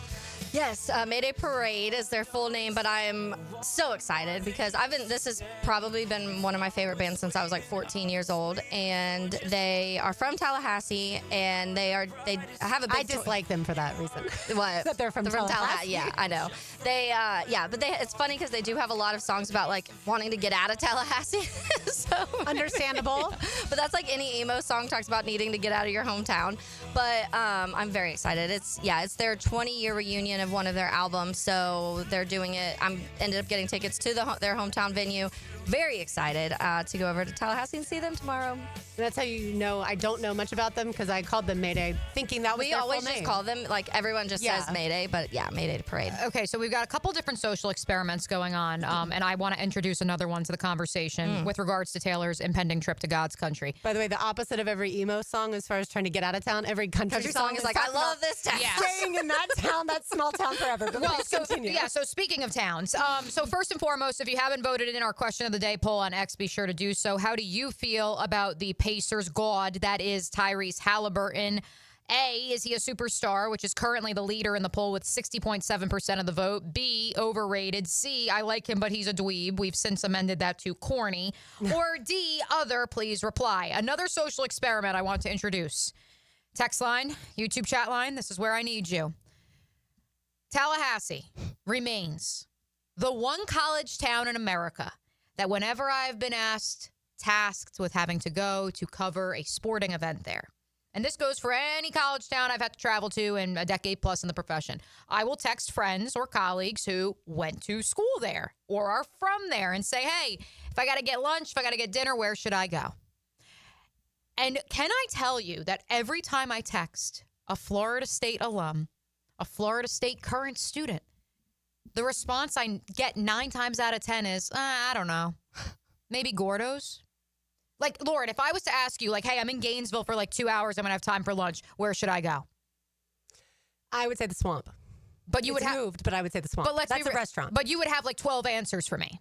Yeah, although I haven't been to Gainesville that often outside of tailgating, and it's changed so much since I was in school there. In Jacksonville, I could tell you 100 places. Right. And if someone was to say to me, I'm going to Ithaca, I'm going to Iowa City, I'm going to Ames, I would give you like a list of 20 places. I could give you a list of 4 places in Madison, Wisconsin. I've been there twice in my life. Yeah. And so it astounds me. And so that is why text line, YouTube chat line, for Taylor Dahl's sake. Yeah, send me good stuff. I want to hear your best restaurant recommendations in Tallahassee, because I have struggled. Give me some bars. It's Taylor. Also that. I have struggled with this for 7 years because, well, first off, Wellbro's closed, and that was very sad. Second, has anyone ever suggested walk-ons? No. I've Okay, never so gotten when that one. I can give you a Tallahassee place. Okay. Walk-on Sports Bistro. Okay. And that when we went to Tallahassee for my cousin's wedding in the fall, it was the same day that Florida was playing Texas, which let's not talk about that football game, but we went there to be able to watch the game. And walk-ons had TVs everywhere, and we don't have one of those in Jacksonville, so I was also excited to try it. It was great. So yeah. I definitely will need that because the Cubs play the Tigers. Yes. Best AL versus NL weekend. So I'm definitely going to need some TVs to watch some games. And I also have Bowden's, and I should have said Spurrier's, obviously, for Gainesville now. I agree with 315 on the text line designed by Lifetime Enclosures that Gordo's is the spot, though. But that's what astounds me. That people just go, oh, Gordo's probably. And that's it. And I'm like, you got to have some more than a wonderful Cuban sandwich shop out here, folks. Like Madison Social, I've heard so many people love that place. I can now give more Tallahassee places than I can Gainesville places. But no, seriously, since I was in school in Gainesville, it has drastically changed. There did not used to be on University Avenue across from campus, there did not used to be a Target and condominiums and all. And I'm not railing against it. I'm just saying it has drastically changed since I was there. And now when we go, like I said, we go tailgate and then we go straight into whether it's the spring game, a football game, a baseball game, things like that. All right, 10 now for today's Terminix Pest of the Day. This is a visual one, but I'll try to explain it as best I can. If you have any sort of pest issues, that includes ants. If you have mosquitoes in your yard and you want to Terminix to take care of those, they can do that. They can come spray at your house. And of course, they will take care of termites as well. You definitely don't want those. You can find them online at Terminix.com, TERMINIX.com. They take care of Everbank Stadium, VyStar Ballpark, VyStar Veterans Memorial Arena, and so many more. So speaking of VyStar Ballpark, this was not at the ballpark last night, but of course, Liam Coen earlier this week threw out the first pitch at the Jumbo Shrimp game. Taylor, you got to see it. Well, last night, for the Cardinals, they had former Titans offensive lineman Taylor Lewan throw out the first pitch.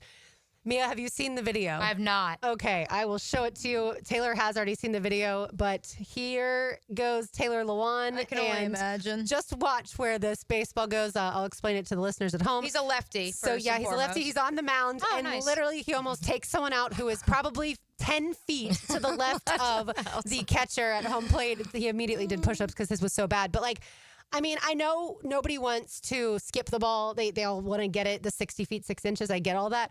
But at the same time, like, don't you have to be somewhat over the plate? Like, if you're not going to get it over the plate, then you may as well skip it because you literally almost took someone's heads off. Yeah. I just think Plus I hate Taylor. I Lewan would 'cause he was a definitely have Titan. to scoot up very far. It was like during the game the other day because I posted the video of Liam Cohen's first pitch, and somebody tagged me and tagged the shrimp and was like, "Let Taylor throw out the first." I was like, "No, let's not do that. I do not want to embarrass myself." You definitely got to warm up your arm, and you have to have at least an idea of where the ball needs to go. And so, to me, like, yeah, you don't have to throw like a everybody strike. clear out from the sides. 100%. And look, I feel like I was a terrible softball pitcher, so I'm not going to say that it's easy by any means. But I do feel like I could get up there and at least do like an underhand that might go across the mound. Yeah, I would definitely have to scoot up. Yeah, I'd have to get scoot up. closer. I think he got nervous, and so the ball just slipped out of his hands. Definitely his sailed. hands were sweaty. slippery, yeah, that's what I Way left, which, by the way, a storyline we've been following, speaking of baseball. Jack Caglione had his first major league career hit yesterday. He smacked an RBI single down the first base line to extend the Royals' lead. Yeah, that's right.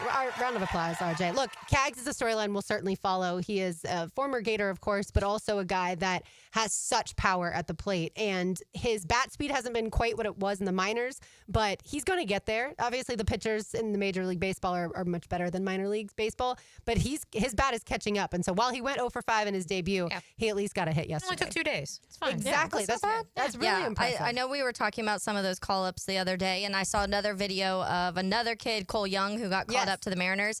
First of all, cried on the video because the Mariners posted the video of him calling his mom and telling him his mom that he's getting called up to the bigs. And so that's an emotional moment. And then his first game, he hits the walk-off RBI. And I'm like, what a moment. Like, your first game, and it shows his parents. I'd be bawling. Oh, absolutely. Oh, my goodness.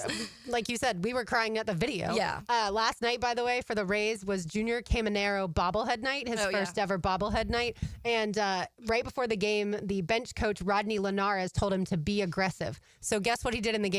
He homered, knocked in a run, and dove home to score the winning run. Nice effort. Yes. He was like, that's aggressive. Thanks to Taylor Wall's 2-out infield single, which, by the way, Taylor Walls, we just talked about, was ejected the other day. So good for them. So the Rays actually swept the Rangers, which was a little surprising. This weekend, by the way, the Yankees play host to the Red Sox. The Yankees are 5.5 ahead of the Rays, but the Rays play the Marlins, and the Rays are 12-3 in their last 15. And the Yankees will travel to Boston next weekend, which is where I will be. Oh, for very Sunday Night nice. Baseball. That's interesting. I knew tons of people that went to Braves Red Sox, and then you'll be there for Yankees Red Sox. I love it. We'll have to get you to be a live reporter there on a Boston. Sunday night. I don't know if you guys will be here, or on the air, but I did see also, because obviously Florida State baseball playing, and Link Jarrett, because he got ejected, it doesn't even he's not allowed to be coach this game. Oh, he can't be in the dugout? Yeah. That's ridiculous. I just read about it this morning. Yeah, that is ridiculous. Yeah, we'll talk a little bit more baseball on the other side. You are listening to Helmets and Heels on 1010X on 92.5 FM. We're a pack of scary, indestructible alpha dogs.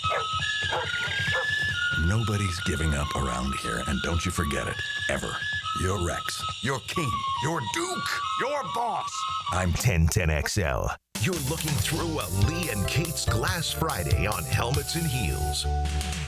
Driving around Jacksonville, we've all had to deal with a cracked windshield. Well, next time, go to a local company to get your windshield repaired for free at Novus Glass. And get this, Novus Glass is the only place in town where you can get Turbo Tint. Not only does Turbo Tint look amazing, it will keep your car cool and comfortable. Turbo Tint blocks up to 99% of harmful UV rays, so all of us down here in the Sunshine State need Turbo Tint, and Novus Glass is the only place you can get it. Book today online at orangepark.turbotint.com. That's orangepark.turbotint.com.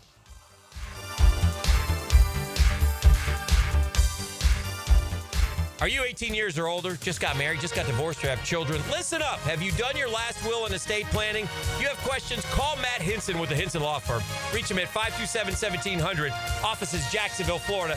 And don't let the state decide your fate. Daly's Dash is not only your Jaguars game day stop, but a great place to grab a meal any day of the week. To honor the Jags and the fans, we've crafted the Duval sub. The Duval comes with freshly sliced turkey ham, melted cheddar and habanero jack cheese, topped with crisp lettuce, fresh tomatoes, and a double portion of our secret sauce, all served on a fresh roll. Come by your local's Daly's Dash today to get your delicious Duval sub. Daly's is the official convenience store sponsor of the Jacksonville Jaguars. Hi, I'm Sean Monahan from Monahan Jewelers in Atlantic Beach. Since 1977, we've been Jacksonville's local family jeweler with a beautiful selection of fine jewelry and certified diamonds. But we're also Jacksonville's leading buyer of gold, silver, and diamonds from the public. Gold's recently hit an all-time high at over $3,000 per ounce. Pay bills, buy something fun. Now is the time to sell your gold for cash and get top dollar, or trade it in for a new piece and get even more at Monahan Jewelers in Atlantic Beach. Hey, Hickett here for my friends at Zero Res. Gang, vacuuming is not sufficient to maintain the cleanliness and lifespan of your carpet, period. Do not, let me repeat, do not leave deep cleaning to yourself, but do-it-yourself dirt-attracting carpet soaking machines. No. Call on the cleaning freaks from Zero Res. Big summer savings. 3 rooms of carpet clean starting at $129. Take 20% off air duct cleaning as well. Call them, 904-287-5727, and ask for the 1010XL special. Zero Res, spell it forwards or backwards. It's the right way to clean. Mia here for my friends at Closets by Design. It's been a few months since they built my custom closet. Even my family is obsessed. And with Father's Day right around the corner, why not surprise Dad with his own custom garage workspace? Tool storage, workbenches, the whole works. Closets by Design creates custom solutions for every space, lifestyle, and budget. That includes Dad's. Call to schedule your free in-home consultation and receive 40% off plus an additional 15% off. Visit closetsbydesign.com. You can't go inside your home team's locker room, so Jags beat reporter Hayes Carline goes there for you. Work on three, 1, 2, 3, 4. Hayes Carline here. Find my blog at 1010XL.com. Brought to you by Roland Reach Plumbing, where quality and experience count. It's a battle of football champions as your Sharks take on the Arizona Rattlers. Don't miss any of the action this Saturday, June 7th. Discover the thrill of indoor football. It's fast-paced, action-packed, and full of family fun. Try the new Family 4-Pack. 4 tickets, 4 $10 vouchers, and a $20 Al's Pizza gift card for only $100. Get tickets at jacksharks.com or call 904-621-0700. 904-621-0700. It's a battle of football champions as your Sharks take on the Arizona Rattlers. Don't miss any of the action this Saturday, June 7th. Discover the thrill of indoor football. It's fast-paced, action-packed, and full of family fun. Try our Family Fun Pack. 4 tickets, 4 $10 vouchers, and a $20 Al's Pizza gift card for only $100. For tickets, go to jacksharks.com or call 904-621-0700. That's 904-621-0700. Go Sharks! Denny Thompson here. If you haven't heard, Tyson Sound and Security has a house built right inside their showroom, showcasing complete home automation and security systems. You have to see it to believe it. This setup can recognize intruders who approach your door and alerts them to leave if there's a break-in. Keep your family safe with the most state-of-the-art technology. Tyson Sound and Security, your security, home theater, and home automation experts. New showroom at 3555 U.S. Highway 17 in Fleming Island. Okay, for this Cannons of Jacksonville commercial, we need an idea to really come out with a bang. Like having a guy shot out of a cannon. Nah, too messy. In fact, Cannons is known for all your towing needs. So like my car won't start. No. Towing products. Cannons does custom welding fabrication and installation of trailer hitches, goosenecks, tow bars, truck racks. So you might say Cannons is my best shot at finding that inventory in stock? Boom. You said it. Visit cannonsofjacks.com. You've got a lot on your plate. The last thing you need is car trouble. At Maxie's Mechanics, we help you keep your cars, trucks, and SUVs running safely. Visit MaxieAutoRepair.com today for honest service, reliable repairs, and peace of mind for you and your family. If you're ready to transform your yard with a fence that stands out, elevate your curb appeal with Superior Fence and Rail. Superior takes pride in offering first-class service, friendly installers, and unmatched fence products. Mention this ad and get $250 off your next project. It's time to get off the fence and call today. When you're on the fence, about a fence, SuperiorFenceandRail.com. 1010XL is presented by Farah & Farah, exclusive injury law firm of the Jacksonville Jaguars. Protecting you and your family. Call 396-5555. Jacksonville. Now, the cool down with Donovan Air Electric and Plumbing. Keeping Jack's cool since 1987. I asked You delivered, Heeligans. You always do. We found a lot of new places via the text line designed by Lifetime Enclosures that Taylor Dahl can go to in Tallahassee this weekend that I can go to next time I'm in Tallytown. So contrary to my previous 7 years of experience polling FSU alums of, hey, what's the good spot to go to? I'm very glad that we have places like Cool Brewery in the Rail Yard District that received several votes. Yeah. A lot of people are saying Madison Social. That's what I said. Yeah. The Edison, the Wharf Restaurant. A couple of you chimed in. Someone told me to go to KFC. So yes, and Popeyes. I love but Popeyes. Are there emo places in Tallahassee? That's what Taylor needs to I know. found it hilarious that back-to-back we have one text from 264 that says Gainesville has awesome food, and then 377 says Gainesville has 0 great restaurants. Lived there 7 years, can't wait to get out. Wow. I did also find it hilarious that I asked for recommendations for Taylor in Tallahassee, and instead we also get people bringing up Gainesville restaurants. We got some suggestions for new restaurants coming to Jacksonville, including some new bagel place. So I said H&H, and I was like, Helmets and Heels Bagels? Yeah, so I was like, and they're like, it's in Seinfeld and Sex and the... I guess I wasn't paying attention to that scene in How I Met Your Mother. I love bagels. But yeah, no, we appreciate you guys chiming in because in case you missed it, I feel like after all these years living here, I always ask whenever I'm in Tallahassee, FSU alums, like, hey, where should I go? And they never have an answer for me. Do want to also hit our question of the day poll on X with we'd say about 6 dozen of you having voted in today's question of the day. How do you feel about Pacers star Tyrese Haliburton? 61.5% of the voters say he is indeed, in the words of Dwayne Wade, a superstar. He is not overrated. He is not a dweeb. We did get some write-ins.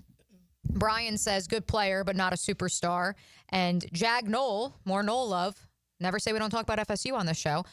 Fits in with the team concept they are winning with. Let's Siakam take the lead, and when it's needed, he makes the big shot pass, which goes back to what I was saying earlier and which RJ pointed out to us last week when it came to the Eastern Conference Finals. Mm-hmm. This idea of, is Tyrese Haliburton able to play loose and free because this is a 8 to 11 person rotation that Rick Carlisle is trotting out each and every night for Indiana. By the way, that just reminded me, why do you think they challenged that at the end? Do you really think he didn't think he was out of bounds, or do you think he was trying to get them to see a foul? Because it was, to me, it was very obviously out, but I'm like, RJ, I guess in the moment. Let's ask RJ. At the very end, that final 2 minutes, one of the final plays at the end? Yeah. I mean, it could have been to, see if there was a foul on the play. Now, that's what I thought. The only reason in which I think that is because we did see that in the first round playoff series between the Minnesota Timberwolves and a team who will not be named until next year. So, I mean, Lightning possibly could have struck twice on that, if my guess. Which very interesting, too, which we didn't say this yet, but the similarities between the NHL and the NBA game 1 is kind of funny. Yeah. Just like the comeback in general, the team that came back ends up winning with kind of crazy ending, an overtime on one time, final second shot in the other. And especially when it comes to talking about that Pacers win and what Haliburton can do. The Pacers didn't lead until that moment with 0.3 seconds in the entire game. He gets the ball in his hand, no hesitation, feels so comfortable, runs up, makes a shot. It's just, those are the moments. It reminded me of what we would see from Walter Clayton late in games. There were games that Florida didn't lead until the very end. Yeah, it is crazy, the similarities, to your point, as far as the Stanley Cup final and the NBA finals. Tonight we have game 2 for NHL, and I have no idea what's going to happen, but it feels like the Oilers are going to get another game at home. Thanks to that crowd, we shall see. When it comes to baseball, in the college baseball, the realm, Super Regionals begin today. You have Miami at Louisville. That game is on ESPN2 at 3 p.m., and then tomorrow's game will be at 11 a.m. And then FSU, 41-14 on the season, taking on Oregon State with a record of 45-13-1. So very similar teams, but I would say the ACC is better than the... Does Oregon State play baseball in the Pac-12? They can't because that's not really a good question. I don't know. Maybe the Mountain West. I think they're playing in the Mountain West. Perhaps. No, they're not in a. They're not in a conference. Yeah, they're not in a conference. So they were playing. I was reading about their schedule, and it was all like independent. All independent stuff. But they also like based it. They tried to make a difficult schedule because they said they needed to be able to compete with actual conferences. We're going to win a conference. That makes sense. 6 p.m. first pitch for FSU Oregon State. That game also on ESPN2, and then the second game will be tomorrow night at 9 p.m. on ESPN2. Anything else we want to hit before we maybe get to a little bit of rumblings in the association, ladies? I can tell you the Rays are up 1-0 on the Marlins. We like that. RJ, I have a question for you. How would you feel about Jason Kidd being the next coach of the Knicks? That would be just... I can see it just due to the fact that maybe there are some things in which Jason Kidd is seeing and the writing is on the wall in Dallas. And he's probably saying, I don't know if I want to be a part of this, but is that your answer? That's what Ian Begley of SMY is reporting, that Jason Kidd is the name that they are most interested in. Of course, he is obviously currently under contract. So is Chris Finch, the Timberwolves head coach. So is Ime Udoka, the Houston Rockets head coach. But those are the three names reportedly that the New York Knicks are looking to succeed Tom Thibodeau. So you're looking at coaches who already have jobs across the NBA. Correct. Would they like Billy Donovan? I mean, I just think the thing is probably the fact that Jason Kidd used to coach one point guard who came off the bench and is now a star in New York. He used to come off the bench for Luka in Dallas. That's the reason in which I can see it. But, I mean, listen, if you're really looking to airlift your roster because you're trying to get, whether that's Giannis, whether that's KD, whether that's somebody else we don't know about at this time because you're so off of the Karl Anthony Towns bandwagon and it's only been 1 year. I think it's interesting to me. I don't know if Kidd would consider. It just felt to me that he always wanted to be in Dallas, but sure. I mean, Mark Stein is also, who obviously, previously worked ESPN. I believe now he's with the New York Times. He also is reporting that the Knicks are expected to ask to speak with Jason Kidd. I just look at this situation, RJ, and I can't help but feel like if you were going to fire Tom Thibodeau, you had to have a plan. And that plan had to be assurance from the camps of a current coach, if you were going to indeed reach out to current coaches, that you could obtain their services. Well, that's what I thought. If you're firing a guy like Tom Thibodeau, that there's someone in which you've talked to already off the record, where you're saying, like, is this a job that you would sign on the dotted line tomorrow? And I thought that maybe an individual such as Jay Wright, I was thinking Coach Hurley. I was thinking, one of those. Which apparently, according to Begley, Hurley is not at the top of the list, and neither is Mike Malone, who, of course, was relieved by the Denver Nuggets. Yeah, Hurley, I feel like he's way too spastic to be an NBA head And he's coach. decided he doesn't want to do the NBA thing. Yeah, he doesn't want to do the NBA gig either. I just thought I thought maybe his wife just wasn't a fan of LA, wasn't a fan of the West Coast. They're East Coast kids. So, if a job on the East Coast opens up, maybe we can have a different You don't even have to move if it's the Knicks job. You wouldn't even have to move. So, I thought maybe a guy such as Michael Malone, just because of the fact of what he's been able to do with big men. I understand his resume with big men and being able to speak the language of how to get them to really play at their best abilities. I understand we all talk about Nikola Jokic, but once upon a time, Mike Malone, who I could not understand why the Sacramento Kings, being brought up for the second time on this show, who would have thought? This is honestly like a record-breaking, on any radio program in the country, how many times that the Sacramento Kings have been brought up on a single show. But, I mean, he coached up and coached very well one DeMarcus Cousins, and DeMarcus Cousins was looking like an all-star under Coach Mike Malone. So maybe you would say he's the big man whisperer, and maybe he could do the same thing with Karl Anthony Towns. If the Knicks are a team that's saying, you know what, we fired Thibs and we don't know, that just makes this whole situation a lot worse than it already is. It would be very Knicks, but it also brings into question, and it's funny because, I asked Bobby Peters, who joined us, and you guys should go back and check that one out. I may even have make sure that RJ and Trent put it on demand, a great breakdown of what Liam Cohen's offensive system could look like. I asked him who would be the linchpin player in a Liam Cohen system if he had to estimate, and he said Travis Etienne. To bring it to the Knicks, RJ, I can't help but look at the situation in New York and say was part of the reason that Tom Thibodeau was dismissed because he did not want to part with Karl Anthony Towns. Like many were arguing the Knicks should. And so in turn, now the Knicks front office is saying, okay, we need someone who will be a post whisperer, who will work with a big man in Karl Anthony Towns. The K in Cat stands for Coach Killer. Poor guy. He's gotten such a bad reputation. I love Cat, man. Yeah, in the last few weeks. We were part of the MSG Varsity High School program at the same time. Fun facts. Fun facts. Very fun facts. By the way, I did want to mention for the softball people, I'm sure they were paying attention, but Texas Tech evened up the series last night. So the championship game, winner takes all between Texas Tech and Texas is tonight at 8 o'clock. Wild. And I saw a story, speaking of crying earlier in videos that we watched, the head coach for Texas Tech, his daughter was killed in 2019 in a car accident.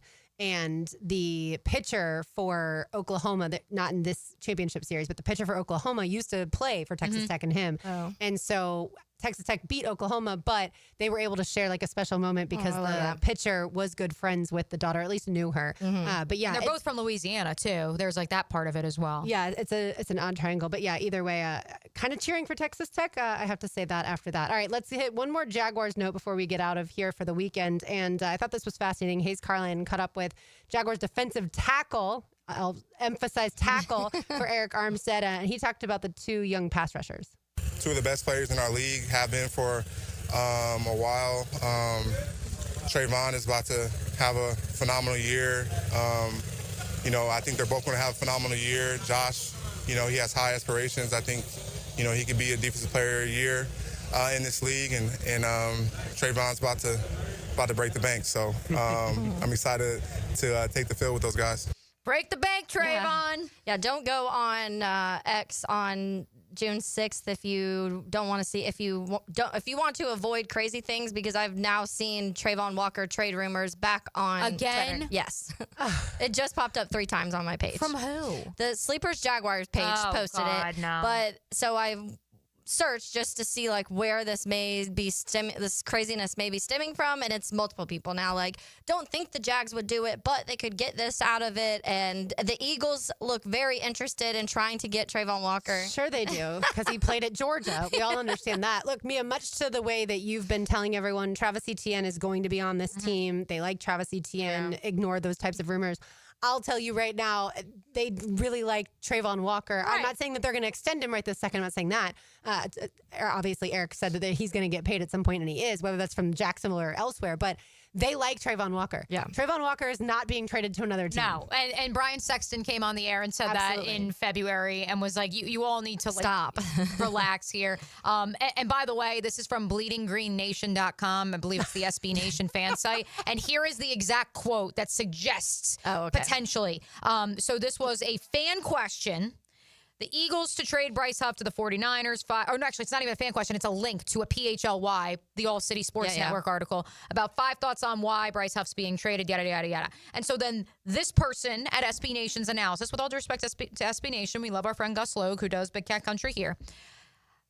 I don't think the Eagles are finished at this spot. There are potential ring-chasing veterans available, such as Zadarius Smith and Von Miller. Could the Eagles try to pull off a high-profile trade for Trayvon Walker? I don't think the Eagles are finished. That's it. That's how quickly the rumors start. Yes. Exactly. Somebody puts it out there. All right, let's say hello to Matt Hayes. Now, the 2-minute drill. Serviced by Cool Cats Heating and Cooling. Locally owned and operated. We're your neighbors. CoolCatsJacks.com. The coolest cats in town. Matt, rumor is that you did not want to try the Goldfish Old Bay seasoned. So here's crackers. the thing. Here's the thing with Old Bay, okay? Did you have one of the donuts at least that I brought? No, I didn't. That's sad. Sorry. Here's the thing with Old Bay. And you guys you've grown up. Yeah. You guys know what? When you have the shrimp or right. crab or whatever you're using Old Bay with, crawfish. If you go too heavy, ruins it. Sure. If you go too light, not any good. It's got to be perfect. Well, the goldfish. I can't imagine that the goldfish is perfect. They were I can't perfect. imagine that. I thought for sure that Matt would want to try him, so I offered to him. I always bring funky things in for Matt to try. Yeah, and he was like, absolutely not. Did you ask Leon? And I was like, yes, I already asked Leon. He doesn't want them. So then I asked JJ, would you like to try these? He goes, no. Did you ask Leon? I'm like, yes, I asked. Everyone's worried about Leon. I asked Leon. No. And Leon didn't want any part of it. He thought about it for at least and longer Leon's than like both Mike of y'all. He will literally try anything. I am like that too. At least try it one time, right? You never know what you're gonna like. I was in tears at the start of your show yesterday, Matt Hayes. The conversation of music between you and Leon and JJ. But I was trying to remember because that you guys were like talking about how he does know that, you know, like rock, he can get into it. He was trying to find Shabuzi. He couldn't remember what Shabuzi's name was. He was going shump. Yeah. They were both like, we don't know what you're talking about. And then he was talking about like, I think he was saying like, in the club getting tipsy, and then he's like, JJ's like, that's chingy, and I was like, all of you are wrong. Like none of this conversation is right. Chingy. That's when you know it's time for the weekend. Yeah. But you guys still have one more show to go, Matt Hayes. What's going to be cooking? More stuff like that too. I can guarantee. Hell yeah, let's do it. Yes, we are not just an all sport. You know, when the cat's away, the mice play. So Joe's doing his little PGA stuff. thing. Like if Joe knew we were doing anything for the Jaguars, he'd flip out. But yeah. No, Joe's in Nashville. He's not doing golf stuff. I forgot. With actually, CMA. The CMA, and he's a roadie. Yeah. He's a key grip. Honestly, the ladies were saying that I should be calling in live from the Yankees-Red Sox game in 2 Sundays. I feel like you guys need Joe C to call in live in the next 2 hours because I need to know what's going down at CMA Fest. Actually. I don't know if he'll do Just it. call in live. We actually put out a bat signal this morning. We wanted anybody who was a part of Boater Skip Day today to try to I was trying to get a live broadcast today. Yeah. I like that. That's pretty good. Right. We didn't get any takers. We threw the line out into the water, and no one actually. I should have talked to Joe from Kia. That's correct. By the way, Zach Brown Band has a new song out. It came out today, but it has a cuss word right away, so we couldn't play it. But if you love Zach Brown Band, go listen to it. That's who Joe, by the way, is working with. Oh, really? That's why I thought of it. Okay, cool. Did you know that? What's the singer of that band? Taylor once, I was talking about Zach Brown Band on this show, and Taylor goes, what's the name of the lead singer? She was like, Zach Brown. It's Zach Brown, right? Yeah. Right. You have me stumped there for a second. I was like, wait, isn't it Zach Brown? It is. Do you know who his girlfriend is? Last thing before we let you. Do you know who his girlfriend is? Do you know who his girlfriend is? Jane Smith, yeah, it's when you say it, I know. It's the lady Kendra Scott. Yes, the jeweler Yeah. Kendra Scott is Zach Brown Band's girlfriend. The jeweler Kendra Scott. You're a guy, you don't know. Every girl knows who Kendra Scott is. I don't know that. Okay. Either way, all right, we'll be listening. It's very sexist of you, by the way. Thanks, Matt. She makes good jewelry. It's not sexist. All right, that'll do it for us for the entire week. For me, O'Brien, for Taylor Dahl, for RJ Saunders, I'm Lauren Brooks. These heels are made for talking. We will talk to you on Monday, but don't go anywhere. XL Primetime with Matt, Leon, and JJ is next. Over you.